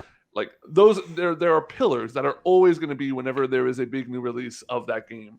There are going to be people who will be like, oh, I remember college, or I remember, way back in the day, like playing Halo 2 or whatever, for 45 hours straight. Like, and especially like with everyone home playing video games all day, like there's a definite desire for that kind of return to what the simpler times. I wonder how much of that is going to end up being like, how old were you when that stuff came out? And because the games that get big now, like you said, Fall Guy, whatever, like games get big in different ways now, to the point where the people who didn't maybe grow up with Halo but are playing games now, consumers, are they going to go like, what is this old man video game? I can't even floss in it. That's what the kids say, right? Oh yeah. But like, but like straight up, it's not free to play. Well, maybe the multiplayer will end up being free to play, depending on how it sounds like that might be the direction they're heading in. I don't know if they confirm that or not. I don't remember. My brain is mush. But like, you know, like big games are so different now in terms of just like when you look at Fortnite and, you know, Minecraft wasn't free, but, you know, it certainly penetrated, you know, Roblox, Fall Guys, you know, Fall Guys Rocket was League. free on PSN, you know, Exactly, like Among Us works on your phone. Like there's Oh, that's huge. games have to be weirdly more accessible in a way to like Genshin is free, right? Like, And works on your phone. yeah. Well, Halo will work on your phone. Only if it's an Android. Yeah. For now. They'll get there, but like I guess like that's the thing that I think all games of, you know, of that era and prior are up against when they're looking to launch a traditional, here's our sequel to Halo. You know, maybe there is just a cap on how big that type of game can even get, and some of that probably applies to like, you know, Sony's first party like prestige products and stuff. Like, not to say those games are small or diminish them in any way, but they're not these big sweeping free multiplayer things that everyone is going to play for years to come and all that other stuff. So, you know, at some point does that cap how big those games can even get? Yeah, probably. So I don't know. I miss that era to a certain extent, Yes, even same. if I think I understand why it will probably never be like that again. But I miss I think Halo 3 was the most audacious it got when they were like, fuck it, we're gonna sell these at 7-Elevens. Right. When they're like, you want a Halo 3? We're come to 7-Eleven. We're gonna put them there. Not Just like fuck it. Not like a game. Not like yeah. a slushy cup with Master Chief on it. But You could straight also up- that you could get a Halo Slurpee, I think. right, but you could literally pay for a big bite and a copy of Halo 3 on the same give ticket. me a hot dog and a Halo 3. And we went out that night and it turned out to be fucked because our 7-Eleven never got it. Aw, They didn't get the game. that's But they did get the hot dogs, so it was fine. sure. But and yeah, I guess like to me that was always the pinnacle of that era of like the big product launch. There was like that, and like the year that like they launched Madden was like Ozzy Osbourne playing on top of a fucking marquee of a theater. yes. Wow. For a Madden launch, and just the dumbest shit. And I miss some of that dumb shit. I agree. But we're old. Because that's what makes video games big. Ozzy Osbourne. All right. Let's move on to a couple other Microsoft stories real quick here. I threw this Xbox Wire blog post in here about the name. I'll just read it. A closer look at how Xbox Series X and S integrates full AMD RDNA 2 architecture. And like, we don't need to go through, you know, all the technical aspects of this story. It's just them rattling off a bunch of features of the GPU and the Xbox, you know, DXR, DirectX ray tracing, mesh shaders, sampler feedback, variable rate shading, which they've talked about before. But Sexy. maybe I'm reading too much into this, and maybe this is just the internet taking things and running wild with it and not necessarily on Microsoft, but like, this kind of came off like it was feeding into the console war that is raging like I have never seen it before a little bit. Did anybody else get that vibe off of this? Like, Well, it's very much like, hey, we've got tech. so yeah, like for them in a vacuum, like this is totally just like, yes, they should get out there and put out a press release about this and some supplemental information or whatever. But like, I guess what I'm really getting at is maybe I read the replies under like at Xbox and at PlayStation Twitter accounts way too much now. Stop that, man. And like Mistake, man. it's bled into like, dude, it's bled into like Phil Spencer's mentions and like people screaming at Digital Foundry every day now, and it's just like, Oh, jeez. Go read like every reply to anything Ed Boon ever tweets that's not even about Mortal Kombat, Well- and it's just people complaining about Melina, even though Melina's coming to the game now. totally. It's just totally. like, but that's there's that a is certain different. once you get past a certain level of fame, infamy, whatever you want to call it, Twitter is just that nightmare. Totally. It's But like that- people responding and saying like, "Tell me something." Like what? No, But that what? is people screaming at the person who makes the thing they love. sure, Like sure. this is that old school video game tribalism of people screaming at the people they hate who like the thing they hate. Yeah. I swear to God. Well, it's both, man. right? If you go, I also made the mistake of looking at those Xbox and PlayStation mentions a couple weeks ago, just out of curiosity, and it was just some of the dumbest shit I have ever seen. Ever. It's Um, really wild this generation, man. I don't know where. Like, are people just going stir crazy because they're trapped in their houses and they just like have all It this, doesn't help, just need right? an outlet for their angst, and so they're going to do it by like Yeah. screaming at PlayStation fans. Right. But like, you know, this thing is very much, and like, this thing seems true, but also at the end of the day, how much is that going to matter? Like, how much is that going to matter to the end consumer? Like, the sentence here that I view as the key sentence is Xbox Series X, Type S, are the only next-gen consoles with full hardware support for all the RDNA 2 capabilities AMD showcased today. So that's the like, upshot. Okay, so PS5, what they're saying is the PlayStation 5 does not have the full list. Yeah, and like people were taking that and running with it to imply that the PS5 is like massively inferior to the Xbox in some way, which is like, come on. These things are, I think, going to end up proving to be relatively close. And maybe the key changes between them, I think you will see some around launch, but some maybe take longer to manifest. But I don't know. I don't know. I don't have the technical know-how to tell you if that statement from them is actually relevant in a real way or not. Or how are games going to look different on? Because they're kind of opening that door there to say like, well, PS5 doesn't have this, right? But that doesn't, which then the question is just like, okay, what is that? Right. But Okay. Well, then what does that mean? Because obviously Sony made some different calls around like hard drive speed and stuff like that. Like they came down on slightly different sides of a very similar coin, right? Yes. Yeah, the missing detail here is that AMD announced their new graphics cards, based on this same architecture last week, and they have turned out to be kind of better than anybody expected. So this is kind of Microsoft getting out here and saying, hey, we've got feature parity with those new graphics cards that just got announced that are awesome. So where do those fall in terms of like, are you getting one of these instead of a 3080? Or I haven't looked into it too deep. AMD did put out some numbers in certain games, in certain situations, showing it being faster than a 3080 and a 3090. But like what that means. Are those certain situations stuff like, if you look at the ground, if you just look down, you get 200 frames a second? I didn't look into it too deeply. I think it's a lot of traditional rasterized games. Like I don't think they're out there with ray tracing numbers just yet. I think there is some word that like certain ray tracing games will not be compatible with those cards up front until some more development work is done and some stuff like that.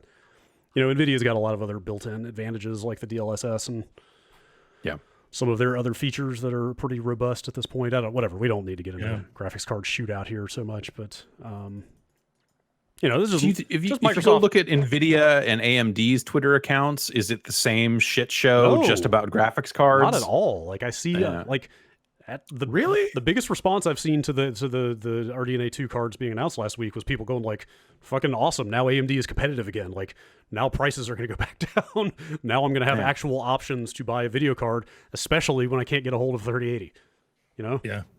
People on the PC side just seem excited that there are multiple players in the graphics game again. I don't know what is driving that stuff, but man, just don't read. Well, I guess at the end of the day, you play the same games on both, right? It's not, it's still a PC. Yeah, the passion is for the PC platform, not for necessarily like graphics cards in particular. But last thing about the Xbox here, Capcom put up a little blog post about Devil May Cry 5 Special Edition.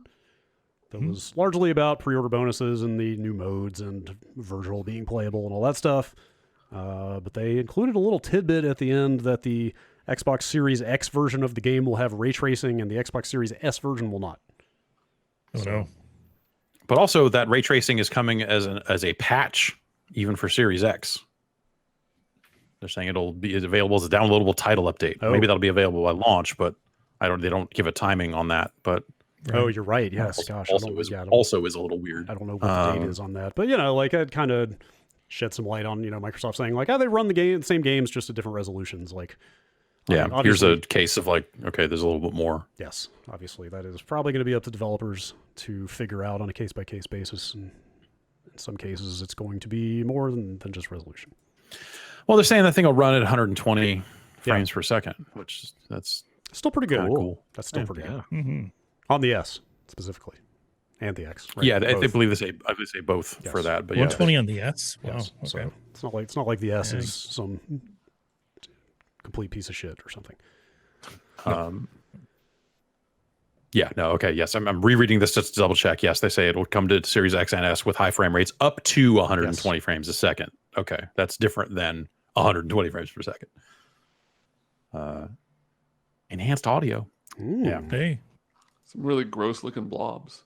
I think that's still a weird case of like, should they have should people who already bought DMC5 have an upgrade path for this?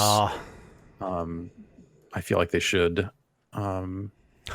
Instead, they're like, if you pre-order, you get a bunch of orbs, and you're like, oh, great, because everyone loved talking about the orbs in that game when it first came out. Yeah. It was really not at all a frustrating, weird microtransaction thing. I feel like even a discounted upgrade would be better than just being like, hey, just buy the game again.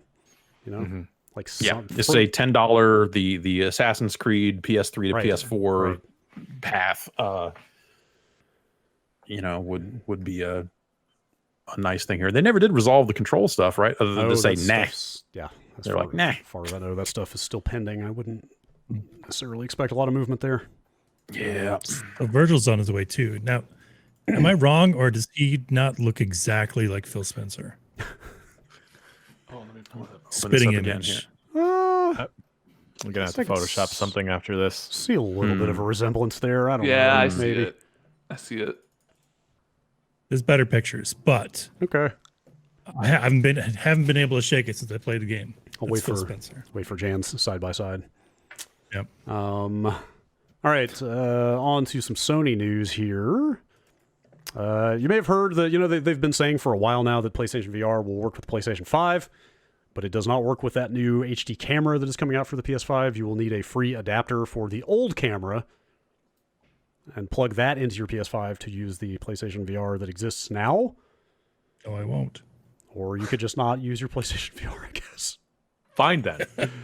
Which is kind of going to be a little weird to have two cameras hooked up side by side. Yeah, for that thing. That is strange. Yeah, so what are the benefits of having one of the newer cameras? What does that work with? I don't know. I mean, we'll have to test that out and see. Like built-in, I'd imagine the PS5 has like a built-in streaming thing, like the 4 did. Oh, so sure. I would assume similar stuff to what you could do on the 4 with that camera, besides VR. Okay. Anyway, the Washington Post has an interview with Jim Ryan, head of PlayStation, since this time last week, in which he talks about the future of PlayStation VR, because they've implied that they were working on a new headset. There's been some patents out there that also implied that they had some new stuff in the works. But he said this: I think we're more than a few minutes from the future of VR. PlayStation believes in VR, Sony believes in VR, and we definitely believe at some point in the future, VR will represent a meaningful component of interactive entertainment. Will it be this year? No. Will it be next year? No. But will it come at some stage? We believe that. And we're very pleased with all the experience that we've gained with PlayStation VR, and we look forward to seeing where that takes us in the future. So that sounds like no PlayStation 5 VR headset to me. Right. That sounds like we are going to wait for this unless something in the market changes to where VR games are suddenly way more desirable and getting funded, so developers are making them in greater quantities and qualities. I feel like the PSVR came out at the exact right time in terms of they were able to ride a wave of interest in VR, not only on the consumer end. They created a lot of that interest, honestly, but also from the funding development end. Like there was money going into VR projects. It really doesn't seem like that's happening the same way anymore. It was really just Sony and Oculus that were kind of funding that stuff to any great degree. And if that's just Oculus now, I don't think VR is dead. I think, like VR is cool in its own way, but like it didn't hit big. No, it didn't. It hit well. It's really neat, but it didn't. But Sony really helped, make it a little more mainstream as well. Mm-hmm. It made it affordable. It made it, it put it in living rooms. But like even software support. But if we're not seeing that injection anymore, then shit. I don't know if you can talk about it, but does the new Astrobot have any VR support, or it's all just DualSense stuff?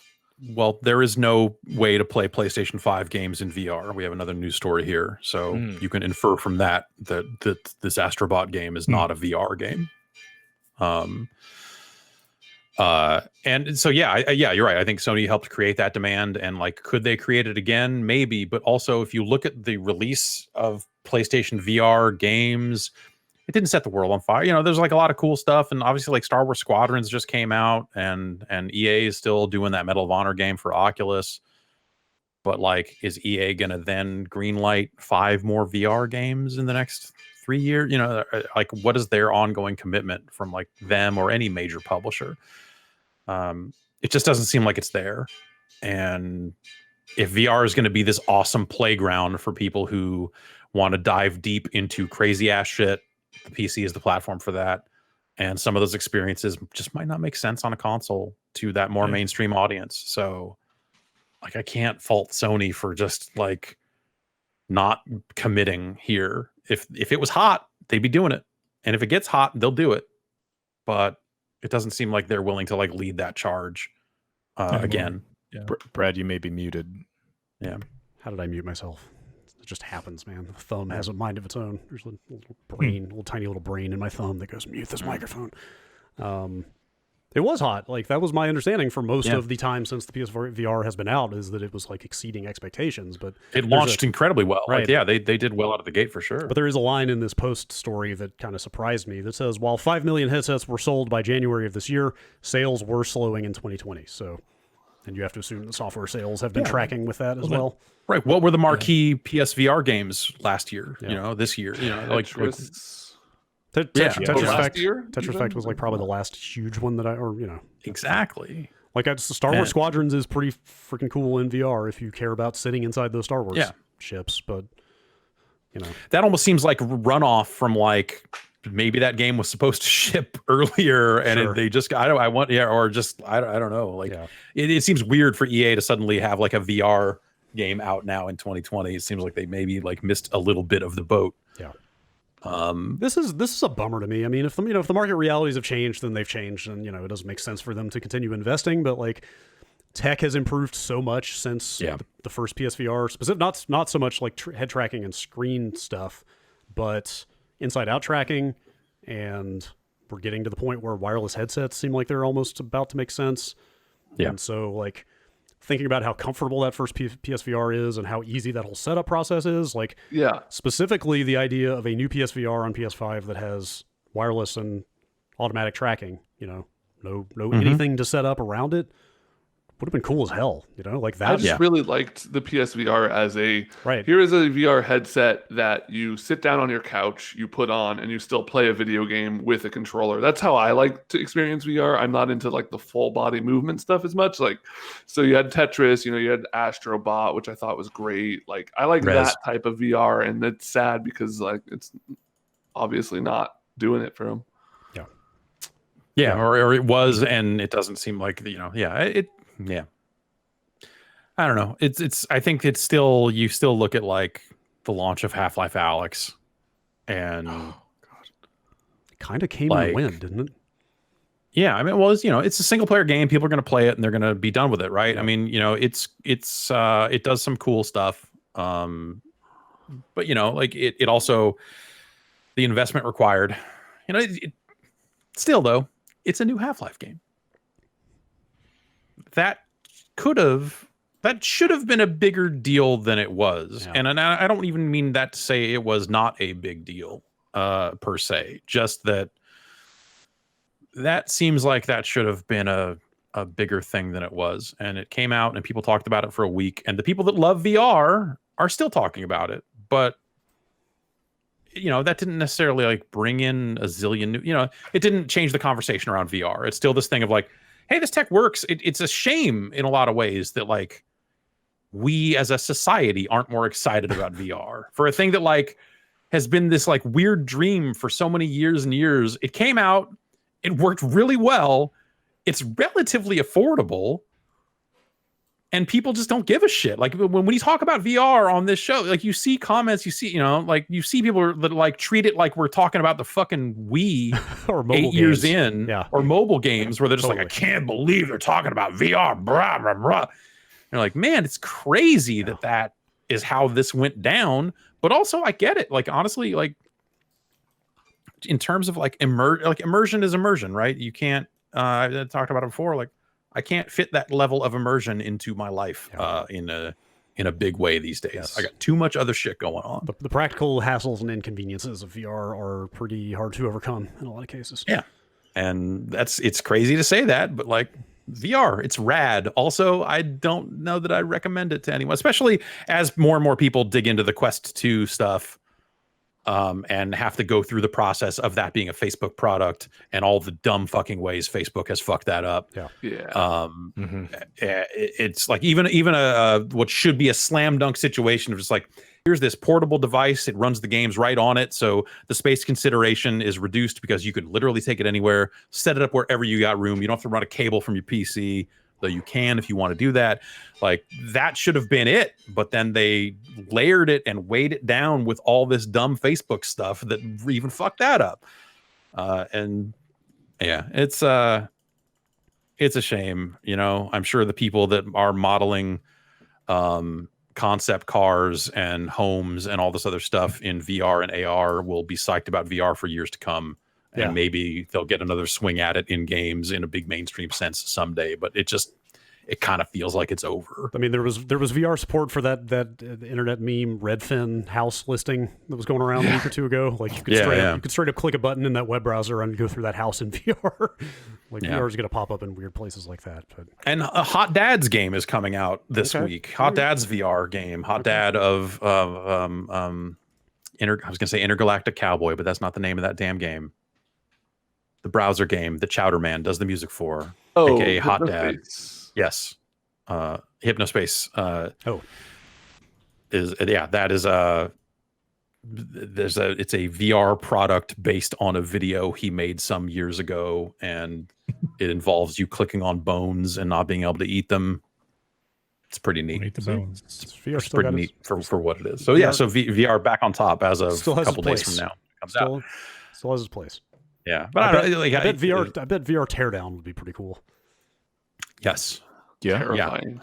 Yes. To have that crumbling on top of you, that'd be claustrophobic in a really great way. Sure. But yeah, I don't know. It's like the tech is great, but I feel like it's become the territory of zealots. You know, you've got people that are just like they want to talk your ear off about of how amazing VR is, and every time I hear it, I go, yes, I agree with you, but also like I agree that yes, VR is fucking incredible, but the software doesn't always hold up its end of the bargain, and there isn't enough of it, and it's not mainstream enough, and it's there's just still too many things in the way of it reaching continuing to like reach new heights and stuff like that. And that's, I think, chasing away ongoing development from mainstream developers and stuff, which I think is what it needs more of to break through. It's a bad chicken and egg problem. Whatever. All right. I'm just sick of talking about fucking VR. Well, too bad. Now I'm going like, fuck, man. Too bad. We got one more story just to, as if to reinforce that last story about them not being behind PSVR so much. This other story is the one that made me really feel the way I just felt in everything I just said. Honestly, this one I think is the real story here. Yeah. There's a story on Upload VR. They talked to Sony briefly about this stuff. The upshot is that it sounds like there's essentially no support for new kind of quote unquote PlayStation 5 games that work on PlayStation VR. And like what we're talking about here is games that work on both, right? Where you buy a game once and have it on PS4 and PS5. So in the cases of, for example, Hitman 3, which is coming out in, I believe, January, and has a VR mode that they have announced, you will have to play the PlayStation 4 version of Hitman 3 to play it in VR. The PlayStation 5 version of PlayStation or of Hitman 3 will not be compatible with the PlayStation VR headset. Maybe, No Man's Sky is yes. Maybe an even better illustration is that No Man's Sky, which currently has VR support on the PS4 and is getting a PS5 patch that they just announced last week. That's going to be all like, graphical upgrades and higher resolution and frame rate. Sounds so awesome. I know. I cannot wait to see that next gen version of No Man's Sky on these consoles.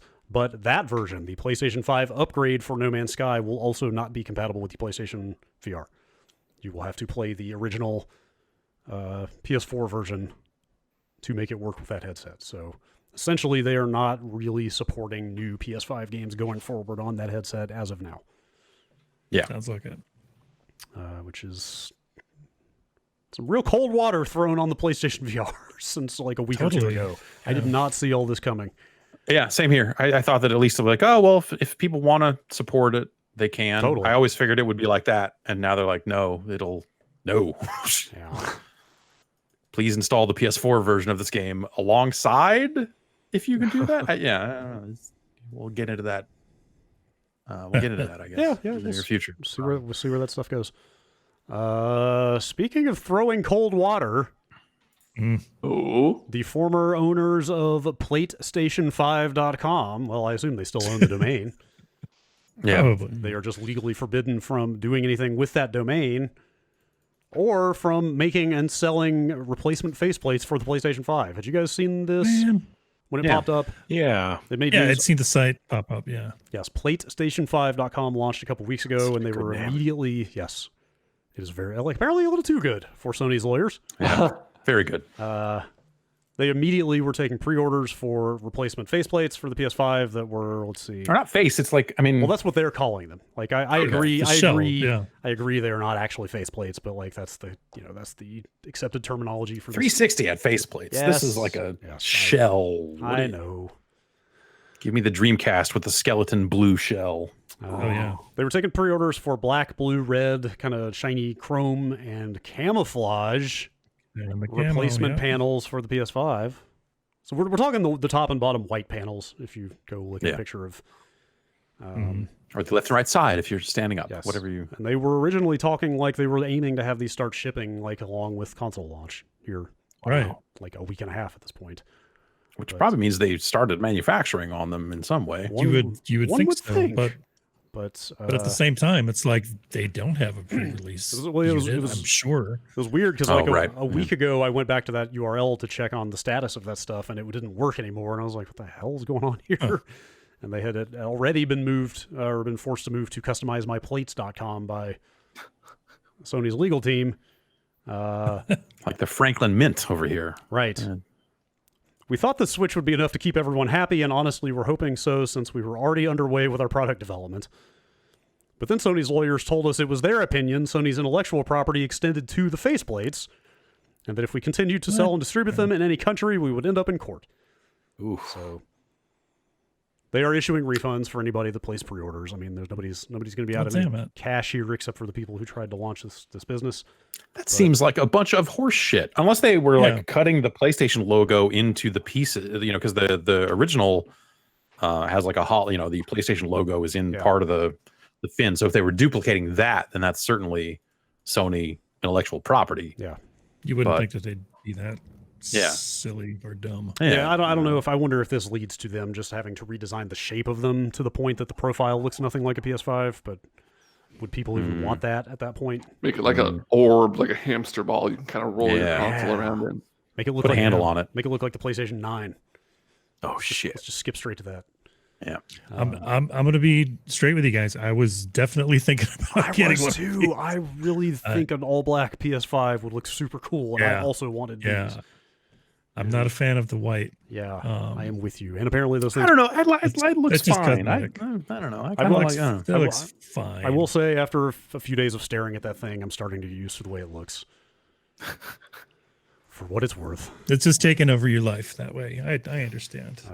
But anyway, not happening anytime soon, if at all, which I'm with you, Big Jason. abusive roommate. A little disappointing. Last Sony story for the week. They are in the process, if it goes through, of acquiring Crunchyroll for just under $1 billion. Oh, Yeah, It's a chunk of it's a change. lot. Yeah. It's a Because they lot of got anime. so it's a little worrisome in that megacorp sense because they acquired Funimation in 2017, Well, which is the to be clear, Crunchyroll is already owned by AT&T, so right, but it's still sort of that consolidation of just like of the Funimation and Crunchyroll stuff coming together. is Is A little is problematic, Crunchyroll maybe. on other consoles as of right now? yes. Okay. yeah. Crunchyroll's all over the place. If this turned into a suddenly the Crunchyroll app is only available on the PS5 among video game consoles, I guess I could Yeah. see that being an issue. The anime console. That's right. They're just I strengthening. mean, it already is, They're, right? they're just You strengthening would their need brand identity. customized plates for that. That's all Yeah. this is. That's right. It makes sense. I mean, Netflix made a huge bet on anime a few years ago. They started licensing stuff and producing original stuff, and it's really blown up for them. Like if you look at the top 10 of Netflix, there's always like 2 anime series on there, and so Sony's trying to get in on that. I get it. I just more options for the consumer is always better. Yeah. does anything change on the PlayStation side? Like, I'm not a Crunchyroll user. I don't know who here is, but like, does this change anything? Like, you still just download that app and watch your anime, right? Like, I don't. Yeah, you log in I like don't it think was any this- other streaming service. Well, I mean, and post acquisition, like, does this change anything about Oh. how they offer that product? Oh, I wonder. You can have see to maybe- watch an episode of Hunter x Hunter before playing any Sony first party No. game. Yeah. I don't enjoy it. But it is, I don't, Sony's a big company. They have a lot of different divisions. This doesn't take it off the Xbox or anything like that. I don't think. Probably. You don't think so? You think this would be like a tie-in bonus to PS Plus, maybe? I would have said the same thing about Elder Scrolls and Fallout before that acquisition happened. So Those who are knows? games, though. I know. Like you can buy Sony movies on the Apple Yeah, Store. yeah, You yeah. can buy Sony movies like that's Think anime isn't a game, motherfucker? anime ain't no fucking game. It's Game real of life. That's why I'm gonna replace my PS5 faceplate with one that's got soft mouse pad boobs on it. Yeah.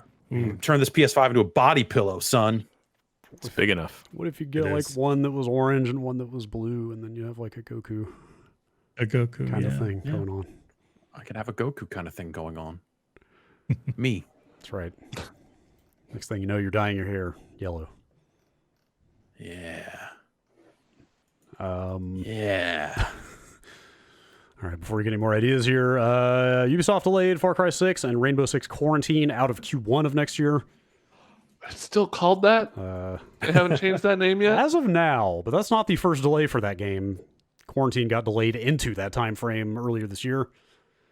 And now here they are pushing it out. I guess Far Cry 6 maybe a little less surprising. Probably the most surprising thing about it was their reasoning, which is essentially that they are going to hit their revenue targets without those games. That they are, Oh shit. yes. Really? That's Wow. Does that mean they're anticipating next year to be a bad year for them, so they're trying to bolster it? I don't Probably, know. right? wonder. Maybe. I don't know. That's VentureBeat's assessment of their corporate earnings Okay. kind of talk that they put out around this. Is that they are on track to meet their targets anyway, and so whatever. Also, there's the realities of pandemic development continue to manifest. So obviously, multiple things going on there, but don't expect those games for a while. Yeah, it's weird. Far Cry always seemed to stake out that weird early year window. Yeah. If not like December or something, they were always felt like they were in that lane. Yeah, So the last all right. last couple have been like spring games for sure. Also, just I don't know about you guys, but I'm just like staring intently at every release list right now because Yeah, Mhm. just waiting for something. where are the games? not a lot on it. What is the Not a lot on it. What is the release roster going to look like next year? Need some stuff to play on these boxes. Yep. How about Anthem? You can watch anime. How about playing Anthem on your new console? I've done that. Yeah. Oh, huh. Interesting. I look forward to hearing more about that. I don't know. I think we have talked some shit about the effort to revitalize Anthem around here a couple times, but I feel like Yeah. I don't know if I'd say talking shit. Or It's more encouraged, like expressed a little skepticism here and there. Let's sure. say. Yeah. Talked a lot of shit about Anthem itself. Yes. Yes. But I feel like we need to give them their due when they actually bring the goods, and they Yeah. have posted a decent little update here on their progress rebuilding the game with some like pretty nice looking character sheet stuff going on. I mean, it sure Yeah, does. It it's, sure does look a lot like Destiny. I'll say that. But it's- I don't know bit. that I'm going to give them their due for some screenshots they put out. hey, one of these But, is an animated GIF. Okay, it's actually Oh, you're right. moving, You're right. This one, it's moving. This one is moving. Whoa. which Okay. means they might not just be mock-ups. Okay. Okay. But I mean, whatever. They seem to be pretty extensively pulling the character build stuff apart and rebuilding it. There's artifacts and all that stuff now. It seems pretty Destiny. Skill trees and skill trees for your artifact. Is that what I'm like? Specializations with his own advanced skill tree and on skill points that you're getting and different ways to specialize. That's certainly that's stuff that would make that game feel like it had more depth and It looks like more a proper, options. Looks like a proper loot game now. Honestly, The things that didn't make that game a proper loot game weren't just on the character sheet, though. It was Oh, a yeah. lot about things about the ways that game played and was designed and Totally. all that other stuff. So there's this does I agree with. I think this does look nice, but you know, without the rest of the story. It's kind of like the UI elements and loot in the mock-up appear in like 6 different wonderful fruit flavors. You know, great. you got your green, Looks your purple, your blue, Destiny. your orange. It's very colorful. Tasty. So maybe that thing will actually happen. Time for some sad news, though. Oh man, I'm so sad. I put a frowny face in it. Hmm. They're shutting down Gears Pop. What? Damn it. They're shutting down Gears Pop. Hey, you got like 6 months. Don't worry.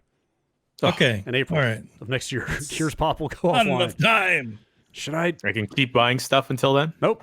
They Well, turned off. refunds will be issued automatically for all purchases made within the last 90 days. Yes, they've turned off microtransactions. They will refund what he just said. Should I go get those phone achievements?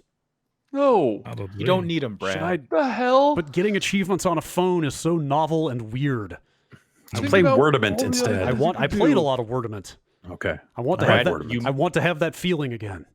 You might accidentally re-download Clash Royale because of this game, Yeah, so that's a don't good do point. it. That's a good point. Well, I found when the story came up that I apparently had Gears Pop installed all this time. Yeah, And me I've- too, I've actually. never launched it, Oh, shit. actually. I I played, played tutorial. the tutorial and maybe like 1 or 2 matches of it, and was just like, boy, if this is what Okay. Clash Royale was, then I don't. Okay, well, I'll play it and be the judge of that, but Clash Royale is a very good game. It was worse than Clash Royale. Clash and Royale. it had Funko Pops in it. Oh well, yeah. I mean, okay, yes.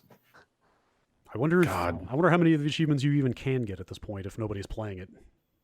Because there really must be nobody playing it. I would assume it matches you like any good mobile game with multiplayer just throws a fake player at Yeah, you that's if it can't match, That's right? fair. They've got to give you reasons to buy stuff, right? Yeah.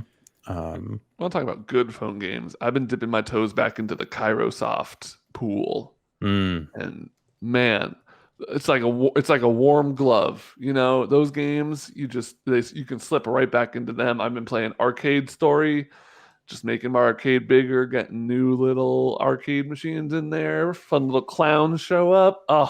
I've never been like a big Does the- clicker guy, but these games just hit that. Man, I Just didn't. for me. I was not super familiar with Kairosoft, and I'm sitting here looking at their website. Yeah, no, they did the all that ramen, stuff, yeah. the Ramen Sensei 2. 2? Most people probably know them from Game Dev Story. That was, I feel like, their Okay. big Yeah. blow up hit. And every game is basically that, but like with slightly different mechanics. Holy and shit, settings and dude! stuff They like have that. got. I'm not even going to begin counting. There must be 50 And or they'll often 60 do like games. they'll often do sales of just like all their games. You can get all their games for like $10 or something, and it's Like these would have to be the same game for them to put this many out. Yeah. I'm interested in. I did not play Arcade Story, but the it has a little that like trappings of building an arcade and all that other stuff. it's got a little like Street Fighter mini game in it. Okay. Yeah, All right. All right, so play Ramen Sensei, not Gears Pop. Is that what I'm hearing not here? Gears Pop. No, don't play Gears Pop, Brad. Fine. You know what, Brad? You already have it on your phone. Might as Yeah. well dip into Might as well it. get some phone That's true, achievements. that's true. I mean, Yeah. You're not wrong. now might be the best time to play if they've turned off microtransactions. Then though I doubt they rebalanced the game in a way that made that work, right? So Probably not. I don't know. Probably not. If we all start playing, we can help each other with achievements. Start boosting now That's that it's right. empty. Oh, we should definitely. Okay, we should carve out some time for this. Oh, I need to get that iPhone HDMI converter so we can stream it. We Yeah. should stream the last Extra day. live stream. Stream the last day of Gears Pop. I'm gonna see if 4 I hours. do not have Gears Pop still installed. Yeah, I checked. I'm clean. Gears Pop, check. I'm looking at the true achievements for Gears Pop. This looks doable. Yeah? Yeah. How many points? Is it 1,000? It is 1,000 ass points. Shit, man. I bet those are some inflated achievement values too. All right. You do have to do stuff like win 100 battles win 500 battles in any multiplayer, win 1,000 battles in any multiplayer mode. Man. Wow. And they definitely Any looked at the multiplayer Gears mode. achievements and said like, let's try to make at least one set that goes like that. So Great. I will consider my path forward carefully. yeah. Speaking of poor life decisions, how about we read a few emails? Oh, boy. Yeah. That's right. Okay. Bombcast at giantbomb.com. Insert music here. First email comes in. I'm kind of sad that Gabe Newell in New Zealand already came up because somebody wrote in about it. Yeah. Should I just read it anyway? Go for Bring it. it back. Do you have more to say? Nope. You should. I mean, yes, always. Adam in Madison, Wisconsin. Yeah. I was just looking through YouTube last night and I stumbled across a video of Gabe Newell, yes, of Valve, appearing back in late July on a New Zealand morning show. In the clip, the host describes that Gabe and a couple of friends he is appearing with on the show have been stuck in New Zealand since lockdown went into effect around the world. And that he chose to remain there after being given 48 hours to decide to return to Seattle or not. Apparently, he and his friends, who are other somewhat famous people, hosted an event with musical guests recently as a large thank you to the country and its people for being so welcoming towards them during their stay. Additionally, after checking his Wikipedia page, Gabe has filed for permanent residency in New Zealand. What? I mean, out of all the places to get stuck right now, Yeah. I'd be okay with that. There was a story going around, I think it was maybe even based on that interview, that then had to be kind of debunked, where they were like, oh, what if we moved Valve to New Zealand? You know, and so that started going around about like, wait, they're moving Valve to New Zealand, or they're establishing. You know, I think he kind of backed that down a little bit and said like, no, I mean, you know, hey, but New Zealand's great. Maybe we open a studio here or something. I think Sure. it was maybe the upshot of that. I forget how far it went, but Yeah. I mean, isn't New Zealand like, sounds awesome. I don't know. Isn't that the number one place right now to like Yeah. go if you can go buy a small island with Well, yes, and it's like where all of the super rich are buying compounds and shit to Yeah. flee All to when That's where I bought throwing their mine. PMCs out. when There climate goes change the fucking neighborhood, I guess. climate change and societal unrest devour the rest of us. They will flee to their island paradise. All right. So I don't know. They just found water on the moon, so And you fuck know, it I up. figure New Zealand's that's the problem. So If then- all the fucking rich people move to Yeah. New Zealand and buy it, it's going to be just as Yeah. bad as everywhere else. but don't worry, all those fucking assholes will move to the moon eventually, Yeah, that's and then Well, we'll no, get they'll New move Zealand to back. Elon Musk's lawless Mars planet, where Good. he will not follow Earth law. Great, yeah, yes, I'm sure that'll go well for them. I'm sure there's like no shortage of science fiction that tells that exact story, and it goes great every time. What if Are you trying to imply that Elon Musk has read a book? No, I'm just trying to say that like fucking this is what idiots do. The things that people fucking write about in books where they're like, what would a dumbass fucking half-ass Infinite villain money. do? what if the endless effort that was required to terraform and colonize Mars were instead directed toward fixing the Earth? No. Just putting it out there. Yeah. Boring. Well, whatever. I don't know anything about international law and lockdowns and quarantines and stuff, but I find it hard to believe that someone of Gabe Newell's means is truly permanently stuck in another country. Oh, it sounds like he's having a great time. I don't Yeah. know. I'm sure, yeah, if he wanted to get back in quarantine, and I think travel, I don't know how closed down travel is these days. Yeah, I don't know. You I can just go to Hawaii The now. story I keep Yeah. seeing everybody saying is like, oh, he's stuck there. He just happened to be there when the lockdown happened, and now he can't leave or something. I think there may have been a moment there. Well, no, I bet coming back to the U.S. was never the problem. It was taking the shit out of the U.S. and bringing it elsewhere, right? That's still the problem. Yeah. Yes. So I'm sure he would probably be able to get back. Maybe that's what it is. Maybe he doesn't want to be tainted. He doesn't Oh, I want can't. he doesn't want to come here and then not be able to go anywhere else. If you had Gabe Newell's means and you were like, oh, I gotta go home. Oh, wait, No, I don't. maybe I don't. Yeah. I wonder if that was like if it was around the start of because. So I've been thinking about this because like I went into the office and picked up all the stuff from my desk this week. I didn't go into the office. I went to the loading dock. They've been as part of us moving from one floor to another through all the other stuff that's going on. They offered a brief window where they were allowing people to come in and pick up stuff. And obviously, Jan, you've had to been in there tearing the fucking studio apart. It's great. For the move. And it was interesting getting all my mail and stuff in addition to a car. I barely fit everything into my car. But like, it was a reminder of like when this all started, it was me turning to Brad and saying like, hey, this stuff with this virus up in Seattle seems kind of weird. I don't think I'm going to go to this Half-Life Alyx review event. God. And then man. you asking them like, hey, is this thing still on? And being like, as far as we know, it's still on. And then like 2 days later, them saying like, actually, we're not going to have the event. Yeah. And then we weren't going to work anymore either. And now here we are. Also, PAX East was happening around then too, right? Yeah, PAX East happened. Oh, God. Yeah. Yeah. Also, I distinctly remember when we left thinking like, what do I need to grab that'll sustain me for the next 2 or 3 weeks? Right. Yeah. and not, for instance, like maybe I should get this thing of beef jerky in my desk drawer. Right.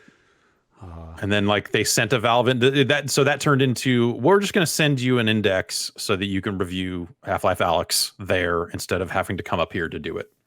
And then now I have that here. That's been like sitting in the mailroom for however many months it's been. Since March. Fucking feels like a million years ago. It really does. Feels like a different lifetime. One of those boxes, I opened it up just to see what it was because it was weirdly light, and it's just an adult-sized Garfield costume in a moving box. And I just closed it back up and went, all right, and put it all in. I moved there, that back to your desk. Okay, thank you. Okay. Good stuff. Thanks for You that. got your lab coat though. Good. Okay, great. Awesome. Okay, the lab coat I actually do want. Everything else in all those boxes I'm just going to burn. But also, there was a fucking Death Stranding. Death Stranding came out on PC at some point since we've all been here, right? Yes. So at some point, they mailed out one of their fucking glow-in-the-dark babies. And so it was like this weird road case thing that I like, what is this? I don't even know what it is. And I opened it up, and it was that. And I was just like, God damn it. That was like Left it in the alleyway. That was like June, though. Like, it's kind of at so like least. they It's must kinda have just weird like to think they blind were- mailed it out Yeah. in June without realizing that Totally. no one was in an office anymore. Kinda It's like a weird to really think that- weird. that as of like 3 months later, they were still sending packages to offices. But Yeah. Instead of like sending an email and asking like, hey, A, do you want this? B, where should we send it? Because you're probably not at work. yeah. You know, let's say the last couple of weeks, I have really started to appreciate the benefits of having a mailroom and having someone else deal with all that stuff instead of you. Yes. Yeah. Because it's, it's a lot to keep track of. I have found that when companies send packages and they say this must have a signature on it, the delivery people know to not actually demand that. And that's been nice to not have to have those interactions, I guess. Yes. All right. Drew in West Virginia. Has Dusa from Hades rehabilitated the Medusa head image from games past? Is she so good and pure that Medusa head crimes have been forgotten? Absolutely. Yeah. Like, I think of Medusa fondly now. Yeah. I don't know, man. Like the Love that fucking Medusa. Castlevania 1 Medusa head. I can never forgive Medusa. So, Head. Seriously? some of the worst Oh my enemies god. in games. Absolutely. What's But worse? What is worse? Now that I think of them fondly, like Yeah. flitting through the air. What if we Waiting dubbed to over some of mooch me. Dusa's dialogue on some Castlevania 1 footage? What if someone did that? Would that? Do you think that would help? I'm gonna throw out maybe a hot take here. Deuce is like the least interesting character in Hades to me. Do they I'm have, not saying You she's can be wrong. It's fine. Okay. the game is bad, but like I'm over the bit. She can barely. I mean, like it's probably I've talked to her less because I'm less interested in what she had to say, and so maybe it gets better. But like, she is never the first person I'm talking to if I see a few. She is the first person I'm going to after every run. First person. Than it's Than or nothing. I just have a loop that I run that's just like here's every area and I talk to everyone that's there and Or If she's you there, got she's there. Games, you got to stand, Jeff. Who do you stand? Dusa. who do you ship? For that matter. I don't know. That's the thing about Hades. The more you play, the more you realize everyone's fucking. I like Meg. I like Meg. I mean, Turns out I like ancient, Meg. ancient Greece, As man. I've thought about this. They knew how to they knew how to have a good time. Meg.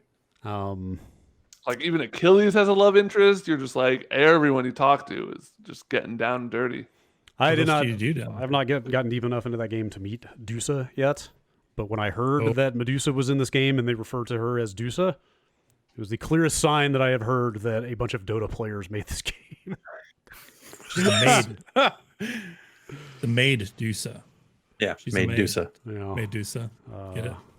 anyway, Play more Hades, yeah, everyone. I should really. Still bad at it, but I'm liking it. I got. Oh, do you know if they got the cross save in yet? They were saying in October, but I don't know if they made it or not. I should check on I that. don't believe so. I would have heard of that. I don't know. Supposed to have PC Switch cross save eventually in there. Jay from Memphis. In your minds, when does next gen become current gen? Next week? Sometime later? Next week. Yeah. That, Yeah. Yes. On Last week. on launch day is the probably. I mean, I don't have Correct. I don't have those disgusting old consoles hooked up anymore. So I do. Yuck. I have not quite. it's disgusting. I've Gross. not quite emotionally allowed myself to unhook the PS4 Pro and No, Xbox One X yet. I would not have room to have all that stuff hooked up. Well, so yeah, I I mean, just that's- immediately yanked that stuff out of there Got as the soon new- as I've that got stuff the showed up. New ones hooked up on the floor as of right now. Yeah.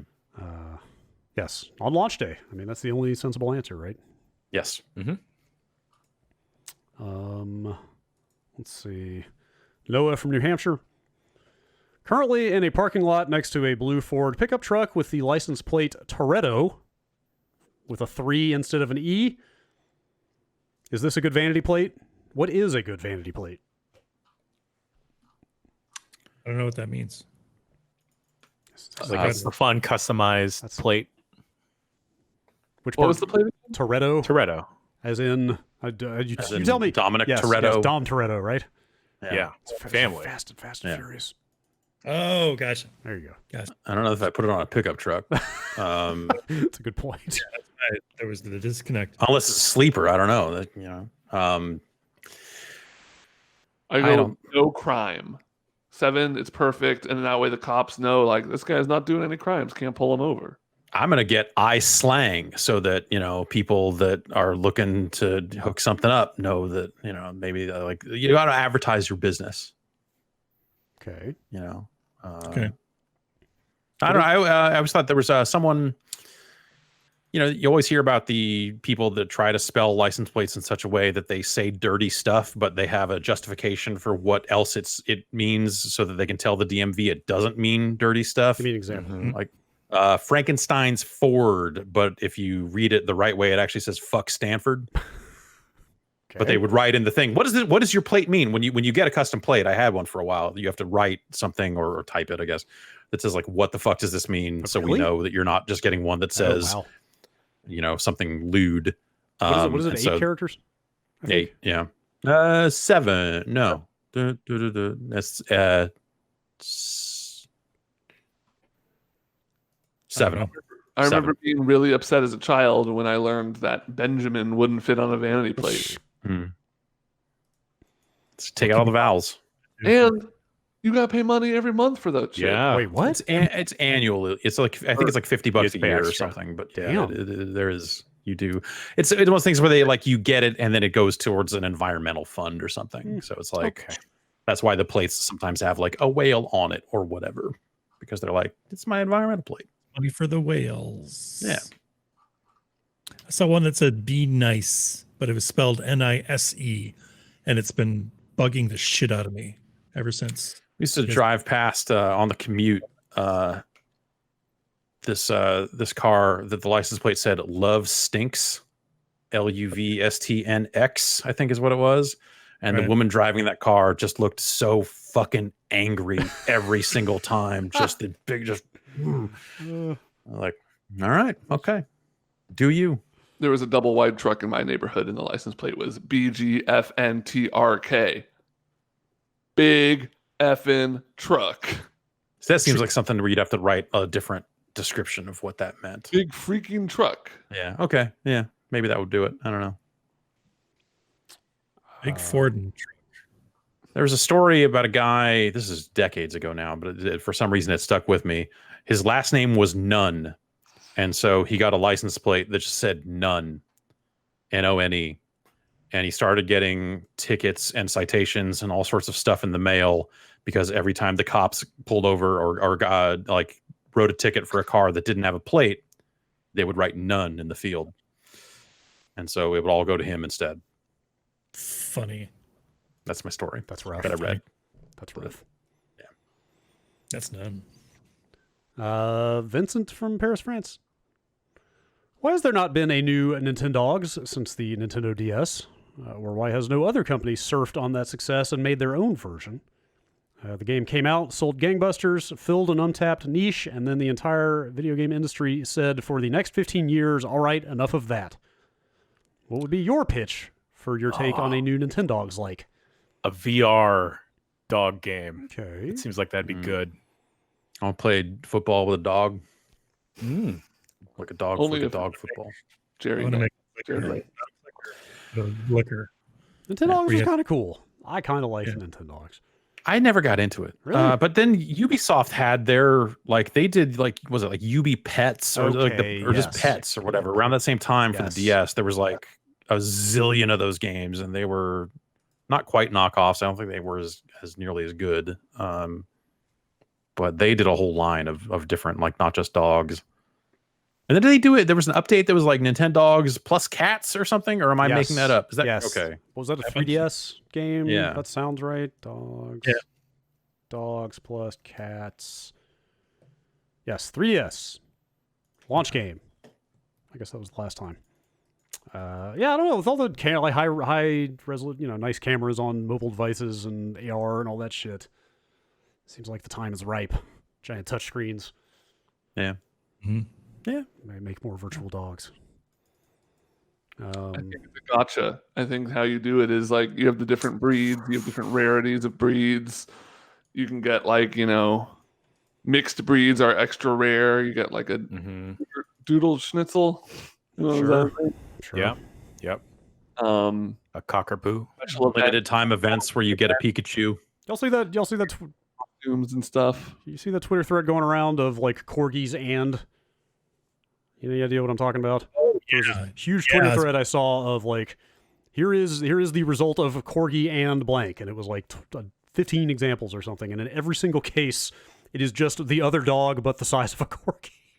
Ooh. I highly strong. they basically described it as like just so you know, like the mix of corgi and another breed just looks like the other breed, or it looks like a corgi disguised as the other breed. So it's just a bunch of other dog breeds with the stubbiest legs and like squat little bodies. I highly recommend you track it down if you appreciate dogs. Dan from Sweden. My partner does all her gaming on our launch day Xbox One that we have had since 2013. I have pre-ordered the Series X, and I'm planning a covert swap to see how long it takes her to notice. The console isn't visible in the TV unit. I can sign her in, sync her controller, and install the same games. Do you think she will notice? No, she won't. No. It's entirely possible that she will not, unless... Well... I don't see how she would. Unless... We'll get back to you soon on the details of what I was planning to say. But... Email again, Dan. That seems And then entirely... we'll tell you. That does seem entirely possible that you could get away with something like that. Yeah. We will get more into the details of those consoles soon. Let's see here. What the heck? Here's another one about a similar subject from Joe. My spouse doesn't play many games, but is very into Just Dance. She will only play it with the Kinect, and her biggest concern is that the Kinect won't connect to the X. Do you think, I guess he means the Series X? Because you can plug a Kinect into One X, right? I believe. Pretty sure they made an adapter for that. Yeah, via an adapter, yes. Do you think Microsoft ever finds a reason to make another Kinect? No. No. Anybody? No. Sorry. Got nothing for you here. I have looked on the internet. I have Googled on Google, and apparently the Series X will not support Yes. the Kinect.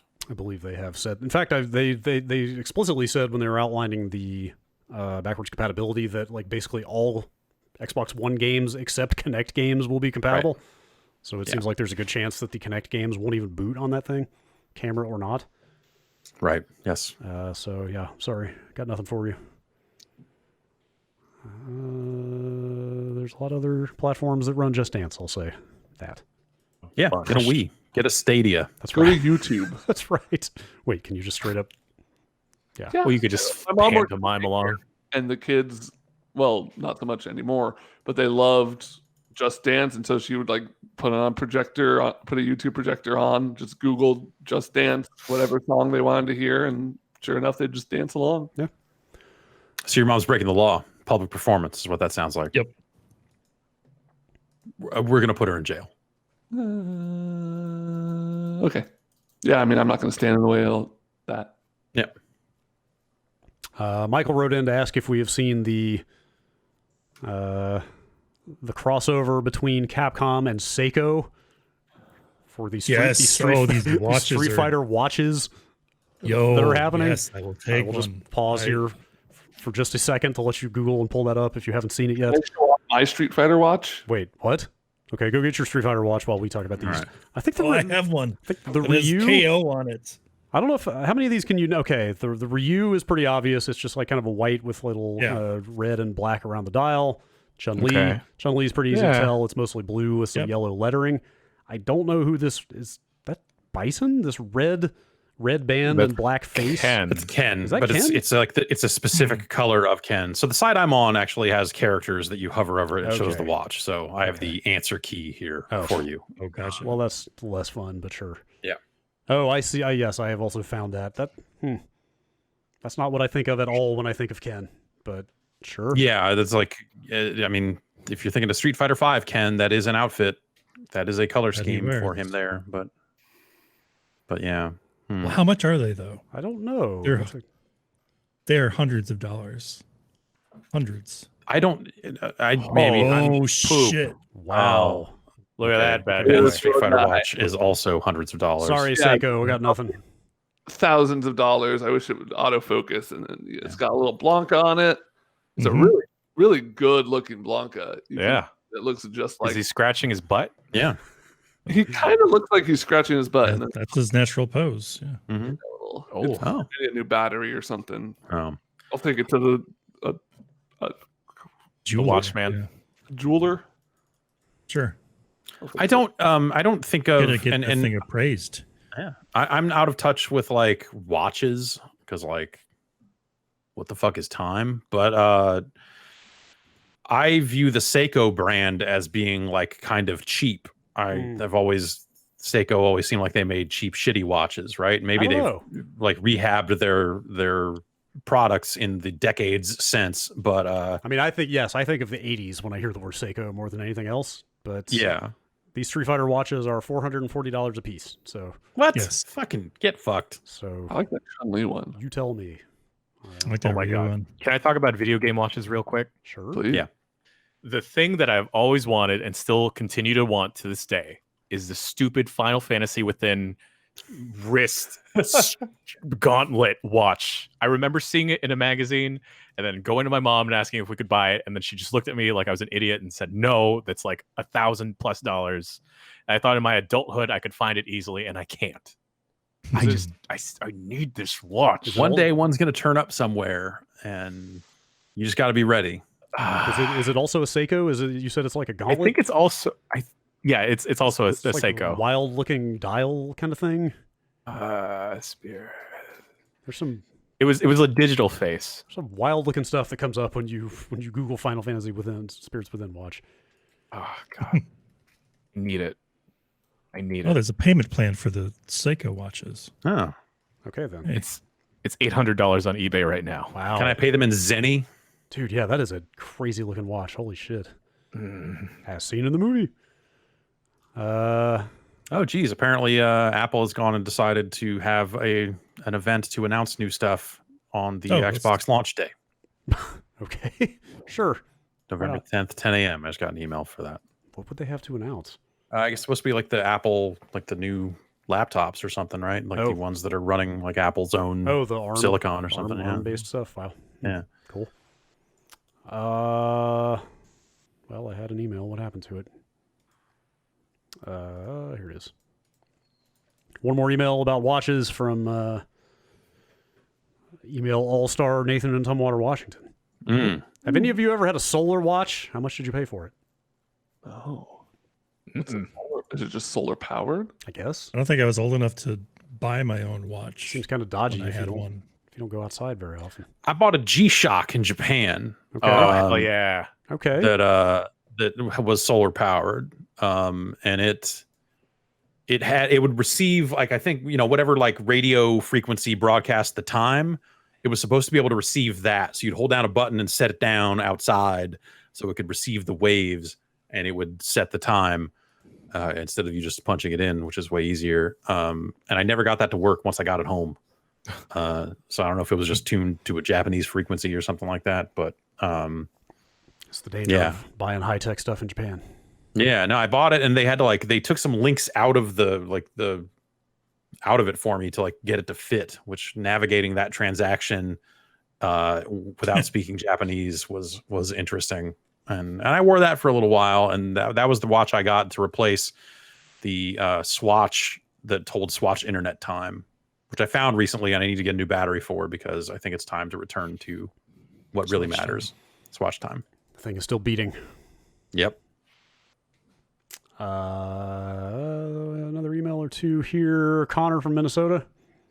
Do you think the DualSense adaptive triggers will revolutionize how it feels to break necks in video games? That is a pretty damn good use for those triggers, actually. Well, from the cooling springs area, I can tell you, Yes, so that robot snaps some fucking neck. No, if you were able to break necks, and yes, on that beach. Maybe, I don't know. Yes, I think that controller could be really good at conveying that sort of bone breaking type thing. Yes, I bet that would. Yes, from using those triggers in that game, the idea of them having a lot of tension that you eventually break through. And then the whole controller shakes with when you get it. You can even have noise come out of the controller, making the noise if you so desired. I think they could probably do quite a good job with that. They probably could. Could be fun breaking boards in a karate game. Did they ever use it was the PS2 that had the pressure sensitive face buttons, right? Yeah. Yep. Did they ever use that for MGS2 use that for neck breaking? I can't remember. Yes, if you just held it lightly, you would choke them to unconsciousness. Right. If you just fucking jam that thing. Yeah. I always thought it was kind of weird those didn't catch on more. They were terrible. They felt like shit. It was just like the buttons. I were a little mushy, I guess. Yeah, it just wasn't precise enough. Like so few games use them that you just never noticed. Yeah, someone had to tell you oh, by the way, it does this. You're like, oh, okay. All right. Well, now we just have analog triggers and it's standardized. And if you want something that does that, you put it on those triggers. And fair enough. All right. Last email. Chase from Cleveland. Wait, what has Ben? He's assumed the final email post. Okay. It looks like you're about to participate in an anime fight or something. I am. Maybe it does.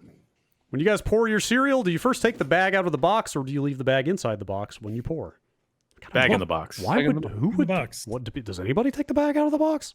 I sometimes do once a box of cereal is getting low. Okay, at that I find point, it easier to take it out, pour, and put back in. But when it's bulging with cereal, if you pull it out of the box, that's just going to make the bag fatten. Yeah. There is a canonical only way to prepare cereal, and if you do it outside of that only way, you're a maniac. Go on. You open the box. You gonna sing the whole song? I'll disconnect from this call right now. I didn't know there was a song. Okay, all right. Pour the milk over the cereal, and you eat the cereal. Okay. If you do, and then you left out a step, you drink the milk at the end. Sure. If you do anything different than that, you're a bad person. Agreed. There's no case for taking the bag out. There's no case for putting the milk in first. That's just weird. That's right. Taking the bag. So when after I pour cereal, I really try to roll that thing down tight and wrap it around itself in such a way that I'm putting it back in to the box in such a way that I almost have to take it out to be able to undo it and pour, because I'm trying to get more time with the cereal before it gets stale. Wait, you don't seal the bag up? Don't you have like clips or something? No, I got so many open bags of cereal going right now, man, because we invested deep in cereal that I don't got those clips. Go for tortilla chips, man. How about a clothespin? I like a good clothespin to close up a bag. Yeah, if I had that, I would do that. Ghetto shit, but I don't currently have any clothespins. What do you got against clothespin? You should get some chip clips. I got some chip clips. Or get a resealable container. Throw your cereal in that so you can see it all the time. Rehoming your cereal, I think that's a level of dedication I'm not willing to commit to. Yeah. All right. Calling an end to the emails. Bombcast@giantbomb.com is where you send them if you want them read on the show. Where do I send them if I don't want them read? Anywhere else. Literally any email address, valid or not. Yeah. Literally any other address on the internet. will not get your emails read on this show. So, I guess that's it. Yeah, my apartment manager, you can send him there. He doesn't read Okay. emails at all. It's a good. Yes. It's like, hey, this place is actively on fire. Like, no, nothing. Yep. No. Send them to the Sewage accounts. is coming up from the kitchen sink. Yes, send them to the accounts payable department. I don't care. And never see them again. Yeah, that's gonna do it. Thanks to everybody for listening. We got a lot of stuff going on this week. A lot of a games whole lot of stuff. to take a look at, and things such as Well, hopefully Teardown, right? Teardown and Ben, Ghost you're gonna Runner. try and Yes, do Teardown stuff. Yeah. the aforementioned Teardown and Ghost Runner. A lot of other games coming out. There's a new Yakuza game. There's a new Dirt game. There's a new Assassin's Creed game. By the time you're listening to this, I probably would have posted a little thing Michael Hyman and Michael Hyman from GameSpot and I did to celebrate Filipino American History Oh Month. shit! Nice. We gathered together some folks from Games Media, some people from PR. Didn't get any folks from develop game devs because too short notice, but check that out. Cool. It's gonna be neat. It's gonna be fun. We unpack a lot of childhood trauma. Ooh, Does that go on the? Is that going on the Giant Bomb Presents feed? Yes, sir. Okay. It'll be right over there. cool. Look for that in your iTunes or Overcast or whatever. Wherever you get your podcasts. wherever all you the get that apps. shit. Cool. All the apps, every app. Gears pop, open it up, boom, right there. Yeah. We help you get Might- achievements. Yeah. Yeah, look for that and a bunch of games coverage and all kinds of other stuff coming up soon. And we'll be back with more. Say goodbye, everyone. Goodbye, everyone. Goodbye, everyone. Okay, thanks for listening. Godspeed out there. See you next week. Vote. Now.